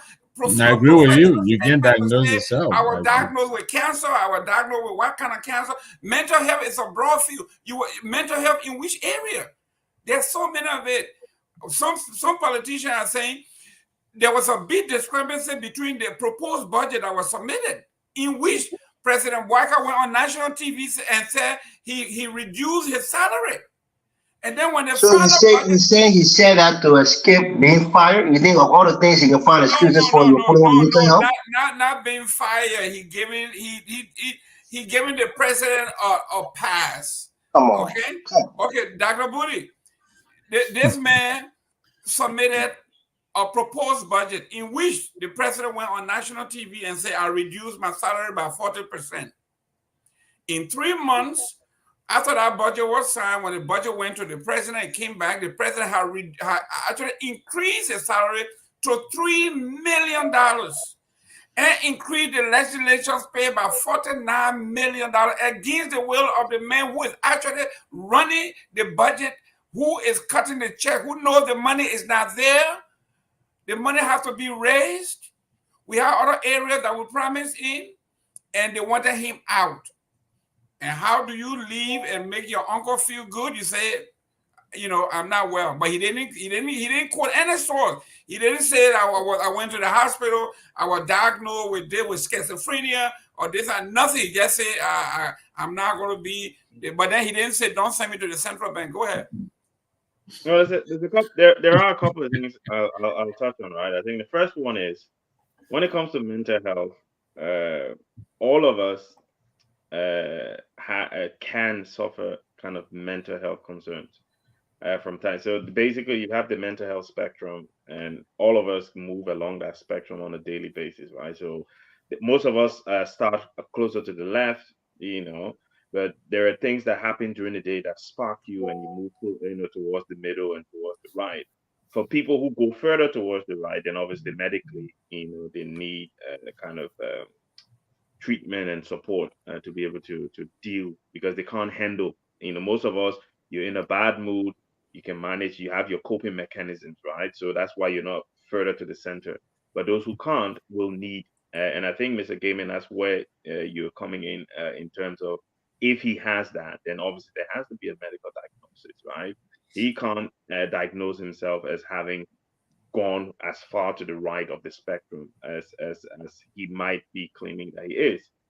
And the second thing is, and this is my point. Look, no, I'll just say this before I move on to my second thing. I agree with Mr. Morris that a mental health concern or a mental health problem or a mental health illness is something that we need to take very seriously. And I don't think anyone on this platform does not take it seriously. I think every one of us, having been on this platform for a few months now, has the capacity to be humans, right? And we know that if someone's in a difficult situation, we will stand up. We spend a whole hour, almost an hour, talking about President Trump. A lot of us disagree with him, but we all here saying, look, we don't agree with what happened to him yesterday. So if we can do that, then I'm sure we can accept. But the point that Mr. Gaiman made, and I read the Front Page Africa article myself, the speculation is that, again, if he is not mentally sound to be Minister of Finance of the Republic of Liberia, how is he mentally sound to be a central bank governor, right? Because the Front Page Africa article is saying he's resigning from the Ministry of Finance for health reasons, and he's going to be given a job as a governor, non-executive governor at the central bank. That don't make sense to me. That calls into question the idea that he's unwell. Because if the guy is not, if he can't control his mental health illness, that he needs medical attention, then you help him to seek and get the medical attention that he needs. You do not then send him to another government position to just go sit down there and collect money on the Liberian people's behalf and not do the job. That would be unfair on him as an individual, because you're asking him to continue to put his mental state at risk by putting him in a position of authority and a position of responsibility, where he's worrying about fiscal policy and this, when it's the same kind of fiscal policy that he's worrying about that has him in his mental health situation in the first place. So for that part, I'm concerned that, okay, someone needs to give me a clear indication of what is going on.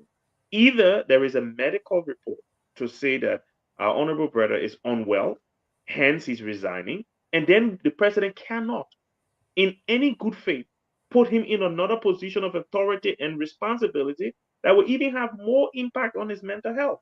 Let his brother go and rest. Let him look after himself.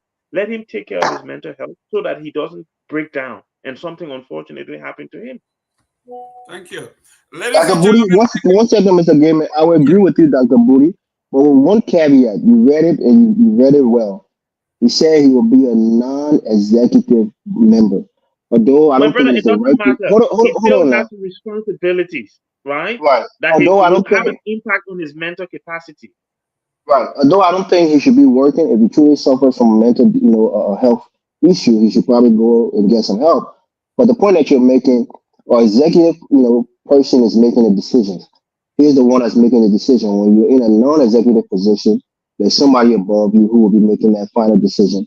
So you're not in a position to make final decisions, and therefore you're not the one that's making policy decisions in the bank. But again, like you said, if he does suffer from this, he needs to take time off, get the help that's necessary, and hopefully he can recuperate and come back to work in the U.S. or go back to work in Liberia if he's fine.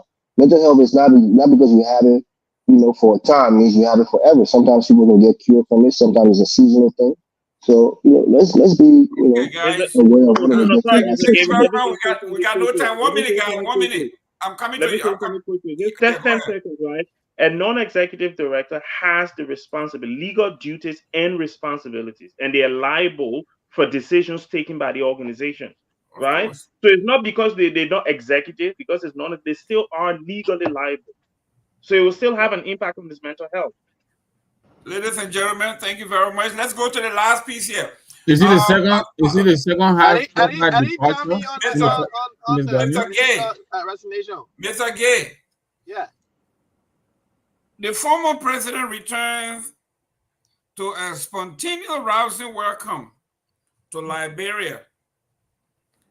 President Weah came back to the country, and not only in that, but Joseph Boakai went and deployed the military.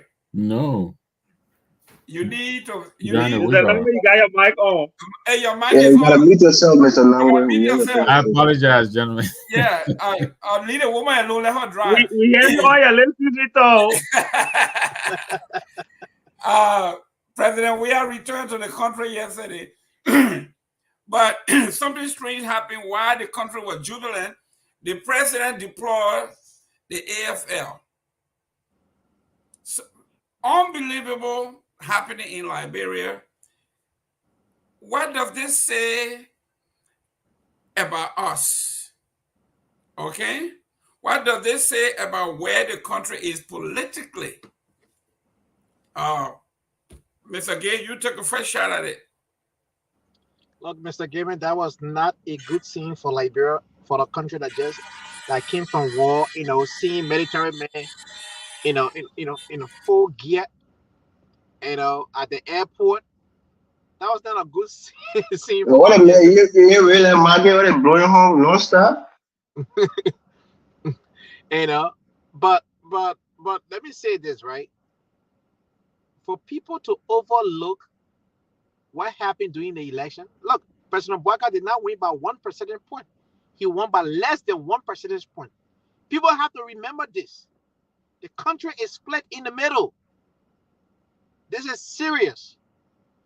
And for them to be acting as though no other political party exists in the country except for Unity Party, and they just say things like the way they say it, that is not cool.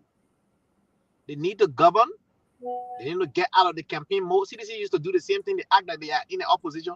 The UP is copying the exact same, behavior of the CDC when they were in office. That scene yesterday was not good. They need to tone it down. Our people have been through a lot.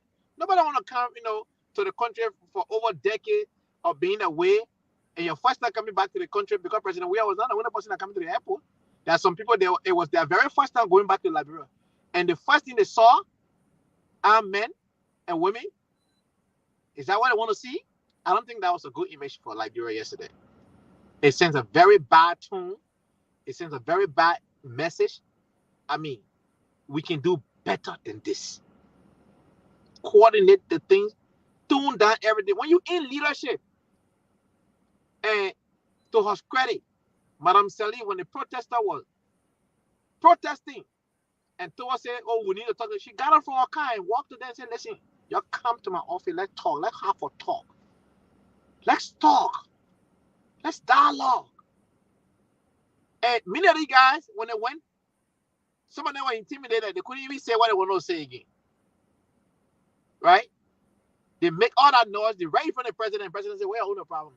And she's speaking real Liberian colloquial. She toned it down. Leadership is skill. You don't have to bully your way through leadership. That's not leadership. And I think this administration, all she has to do is to do the right thing, calm the situation down. You only deploy AFL if the matter is out of hand. If the police cannot handle the matter, then you call for a backup for AFL. AFL is the last resort, not the first option. That's how you use your military. Great. If the circumstances is out of hand, the police are overwhelmed, and yes, you call for a backup. But if your first line of defense is going to be the air, first of all, just stop doing anything here. Sometimes we have to say, some people will believe it. For a country of 5 million people, tactically, less than 10 men and women in uniform is a disaster. We need at least 50,000 men and women in uniform across all security sectors in Liberia for us to be able to adequately handle security threats in Liberia. You got less than 10,000 people in uniform. And the first thing you're going to do, deploy them at the Adega airport. What are you doing? Stop doing things that will make other people angry to take matter out of their own hands. Thank you. Calm the situation down. Make sure that every Liberian has the opportunity to express themselves in that country and do it the right way.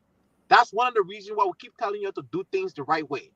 You think you can bully your way, you're going to create chaos in our country, and things going to get out of control, and they're going to be too late. Right now, it is a time to exercise restraint and govern with respect. I use back. Mr. Namwe.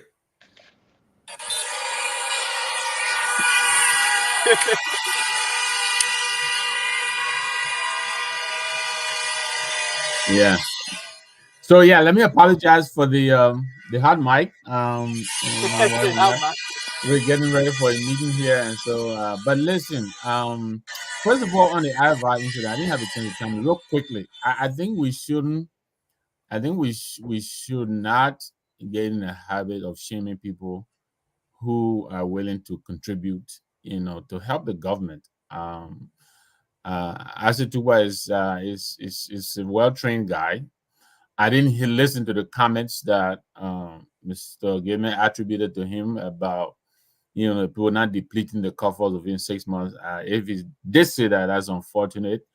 But as to him coming in to help out in whichever way, I think any of us who can help out with what is going on in Liberia, I think we should be allowed to do so without having to worry about being criticized. I think what we should concern ourselves will be our performance when we're in there. Are we in there to make a difference? I think that's what we're all looking for. But having said that, I would agree with Anthony. I think the CDC need to give this government the space, to govern. I think it's way too early for all of that. Out of what? That's not what he said. Out of this ruckus and running up and down here and showing masks and crowd and all of that. Look, they had a crowd for 6 years. They did nothing. All right. You give them the opportunity now, they will do nothing again. They've proven to us they're not capable. So let them go sit down somewhere. Having said that, also, I think also this government has to bear some responsibility for the response that the CDC people are getting. The government here will make it easy for we to come back in the national. If they continue to perform the way they are now beginning to make we to look like Jesus Christ, which we all know he is far from. This man sat down in the mansion for 6 years and did nothing. So yeah, that's the thing, they put people in the street. I'm surprised they didn't have caskets on their heads again, and doing all that nonsense. They need to go sit somewhere. Let them give this man at least a year or so, let him find his footing. That's all I'll say about that. When 1929 comes around, we'll see whether they will go back in the match. Because there'll be a lot of there will be no more 1929. Dr. Booty. 2029. Dr. Booty.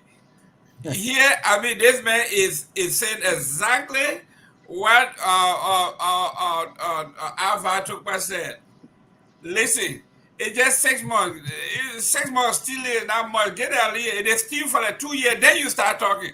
Can you imagine the kind of logic? You remember when I said, what is wrong with, this is my brother here. No, I didn't say that you allow them to this eat. man is qualified. He can do anything in Liberia.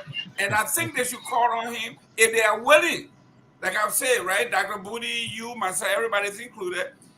Don't give me a job if you don't want me to perform to my abilities. If I'm not going to perform, if I'm just coming to follow the script, if I don't follow the script, you're going to kick me by the curb, then that's not why I want to be in Liberia. The president the former president is coming to the country. I think by ignoring him, you won't see none of this happening. But you deny the man VIP treatment in the building, the facility that he Yeah, built. that turned out not to be true, Jerome. He was not denied the Okay, VIP. now here we go. Dr. Booty, the president came, he went through the regular, channel. He didn't go through no VIP line. He came through. It backfired. Now the man he has been seen as the man of the people. He's in the line with the people. He coming through the regular line, and look what happened, Dr. Booty. Well, I'm not sure I'll call him the man of the people. I think the people voted him out, so he's not really the man of the people. Right? 17,000, different than 17,000. Even two. It's just two people voted him out. They're still voting out. You know, at the end of the day, if it's just two, it doesn't matter whether it's 2 or 15,000. It's, you know, he was still voted out. Look, I love George Weah as a person. I'm not gonna lie. As a president, I don't think he did as well as I had hoped he would have done. I wasn't a supporter of his in 2017. I didn't think he was ready for the presidency. I'll be honest and say I didn't see the videos, but President Weah is a charismatic figure. You know, he led. Look, the thing about President Weah is almost like what we're seeing with President Trump, right? People who love him or want him to be president love him and want him to be president just because of him. Not because of his policies, not because he's going to change lives, not because he's better for the country, simply because they just like what he says, what he is as a person, right? The people who love George Weah and want him to be president want him to be president because of him, not because of his policies. He hasn't done much when he was president to convince me as a person that he is the savior of Liberia. And I agree with Mr. Nangri, and I don't think you needed to apologize for the hot mic, because I think it was very amusing, you know, hearing you talking to the madam in the background. Amusing. Yeah, I agree with Mr. Nangri in the sense that this government is doing more to make George Weah look good than George Weah is doing to make himself look good, and that is a problem for this government, right? And I'm not surprised. Again, I keep saying it. I do not think this guy because the guys around him, they're worse than the people who were accused of corruption during the CDC-led government. All of the people that they accuse of stealing money and stuff like that, these guys are doing way worse, you know, than what they were accusing other people of. And they will make those people look like way better than, somebody called me the other day and we're talking about, what is going on at Maritime. No, when Eugene was there, things were like this. The other person cannot check that. And that is exactly what Mr. Nangwe is saying.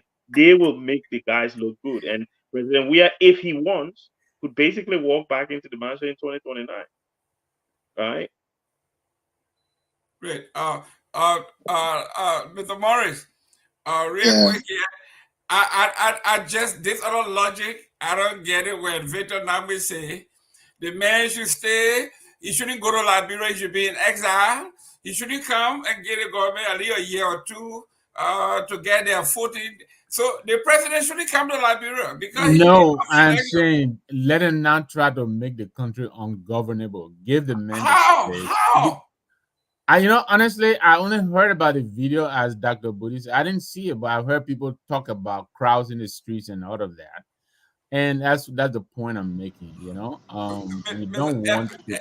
I mean, these people are having so much difficulty. Nangwe is not following the script today. Nangwe is not following the script. Mr. Game is so excited by this assassination. I will see the Ali Kamara today. Mr. Game, you are so excited by this video. You see your president can now, so you happy. I know. You got it strong. We're running out of time. Let me get my Morris, go ahead. Yeah, let the other judician come in. The reaction. Look. Yeah, they're not label you. No, but he is. The man himself called himself. That's a great debate. I'm a great supporter of President George Weah. Exactly. But I can also be balancing my analysis. Look, that is true. We'll give that to you. I think what this is doing is only helping to refill the repository of political goodwill towards President Weah. Yep. And it's easier to play, offense than to play defense. When you're defending, it's always harder. Whatever you want to defense, it is harder. That's why people thought CDC was an easy government to remove because you can throw all the things at them and hope something stick. And this is what this president is finding out. Look, when you're coming home for a hard day's work, you get 10 children, you expect 10 to be running to you on the road while you're coming home. Because Papa coming home. So if you're a president, you're loved by millions of people, you expect at least a couple of thousand to be running to you to come welcome you home when you're coming home. So it's not making the country ungovernable. No, I'm giving you a metaphor, Mr. Namu. You understand that. So those who love you, like I said, when you're a former president, you have millions of people that love you. A few thousand of them will come to welcome you home. So President Weah is the premier opposition leader in that country. And just lastly, to touch on Alva, look, Alva is an opportunist. We had a pleasure of sharing the platform with him a couple of times, a panel with him. And definitely in his professional position, he's a very smart and accomplished man. But when it comes to political loyalty, never depend on Alva to be politically loyal to anybody. Imagine a man who was working with Alexander Cummings, who could see the writing on the wall, but was deluding himself that Cummings had a chance, even late into the campaign. Was so quickly switch. Hey. No, please, Mr. No, don't interrupt me. Was so quickly switched to Senator Witherspoon, who demonized Mr. Cummings, who called him all of the vile names you can think about. Insinuation that was put forward on that platform about his son, even his wife, and how about jumped right into his bosom and became his bosom buddy right after the campaign. And now using Stanton to lobby for jobs in this boycott administration. So when it comes to Alva, although I have respect for him as a professional, but when it comes to politics, he's not loyal to any ideology, and thereby I can never trust him politically on any subject. But that'll be my take on it. Thank you. Mr. Gay, take us our closing argument. Your final take? When I heard the name of my senior brother, Alva Toba being, providing consultancy to the water and sewer, I was shocked. He's a brilliant guy, brilliant guy. This is the man who graduated from Continental with high marks, very brilliant. But again, like Elvis said, the man, he just like to switch gear, So I mean, I'm not mad at him. Wherever the paycheck will come from, so be it. But I am disappointed, big brother, because we look up to you from the ANC perspective. You're a solid dude. You're very smart, brilliant guy. Look, down to earth man. The man is smart. Don't take it from him. So hey, whatever will pay a paycheck and take care of your family, fine. But politically, I gotta be very careful around you. That is that. Look, the Liberian politics is so khaki, man. Oh my God. Yeah. Look. We supposed to be building our tent, to the next level. Can't be taking job here and there, especially the same people who rub it in our face. The very same people that rub it in our face. And these people make us look bad. Especially that stand-on platform, people overlook them. But look, people gather around. 30-40 can sit right next to the low old radio to listen to that network. And people just think that's a joke. The people can afford data to watch it themselves. But they can afford to put a little, 2 battery, every battery that can take them for at least a week to listen to radio.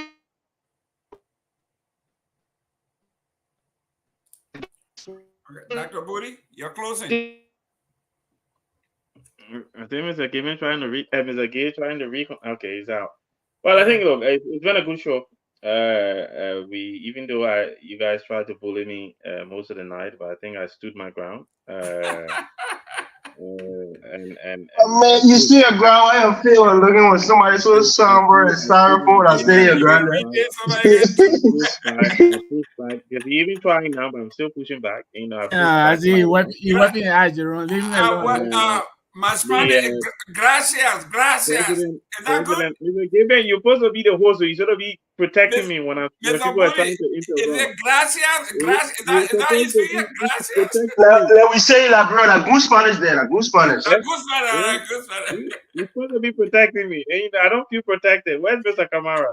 No, but it's been a great show. I think, as always, we've covered some really interesting issues. I think there are worrying times in Liberia right now.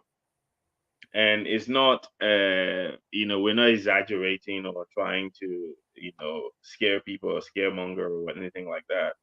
The Liberian people need to start to listen. They need to pay attention to what is going on.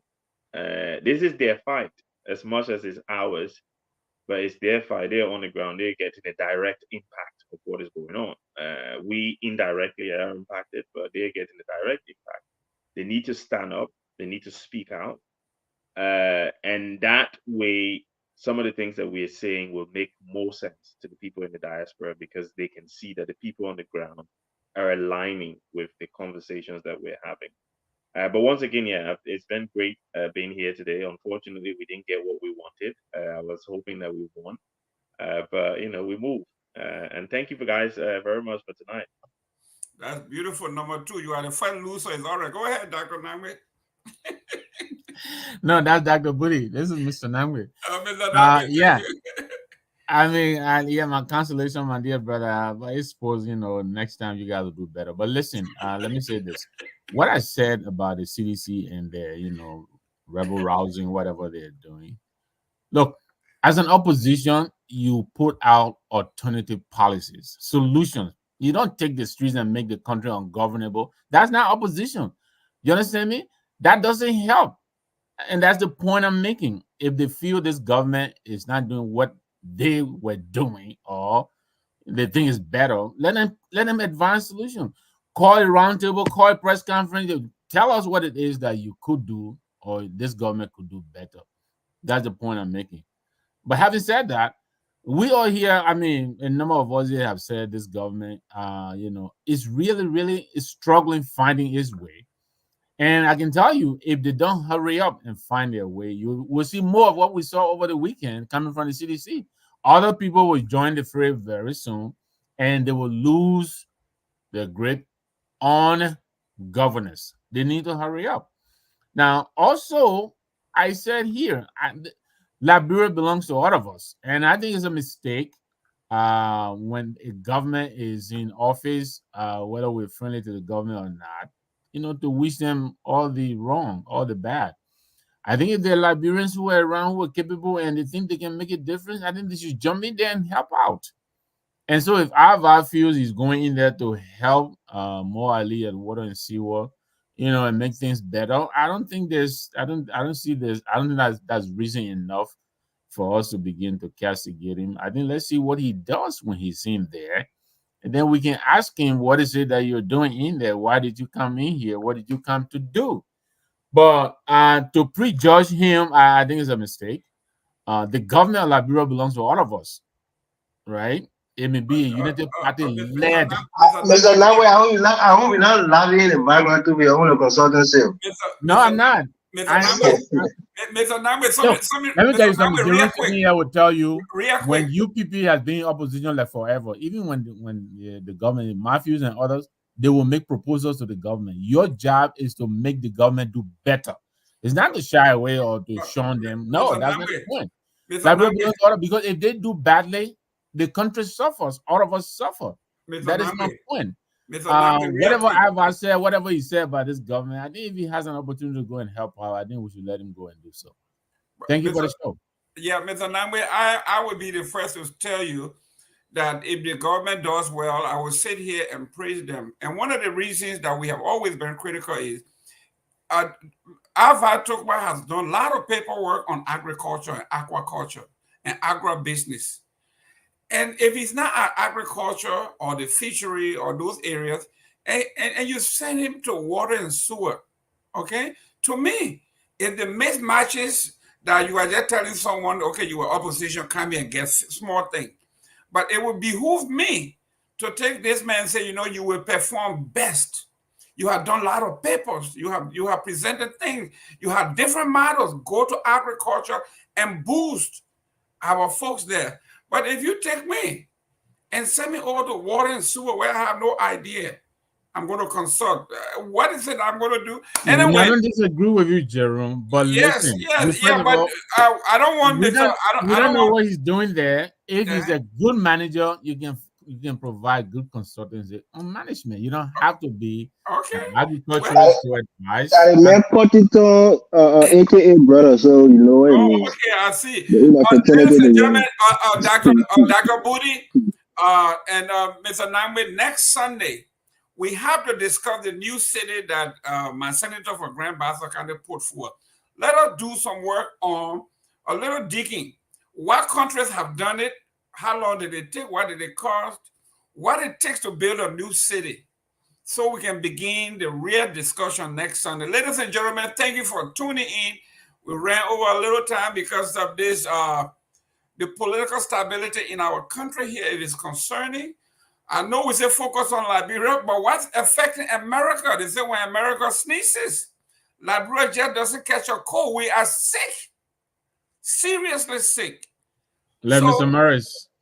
So if the president here is, if the president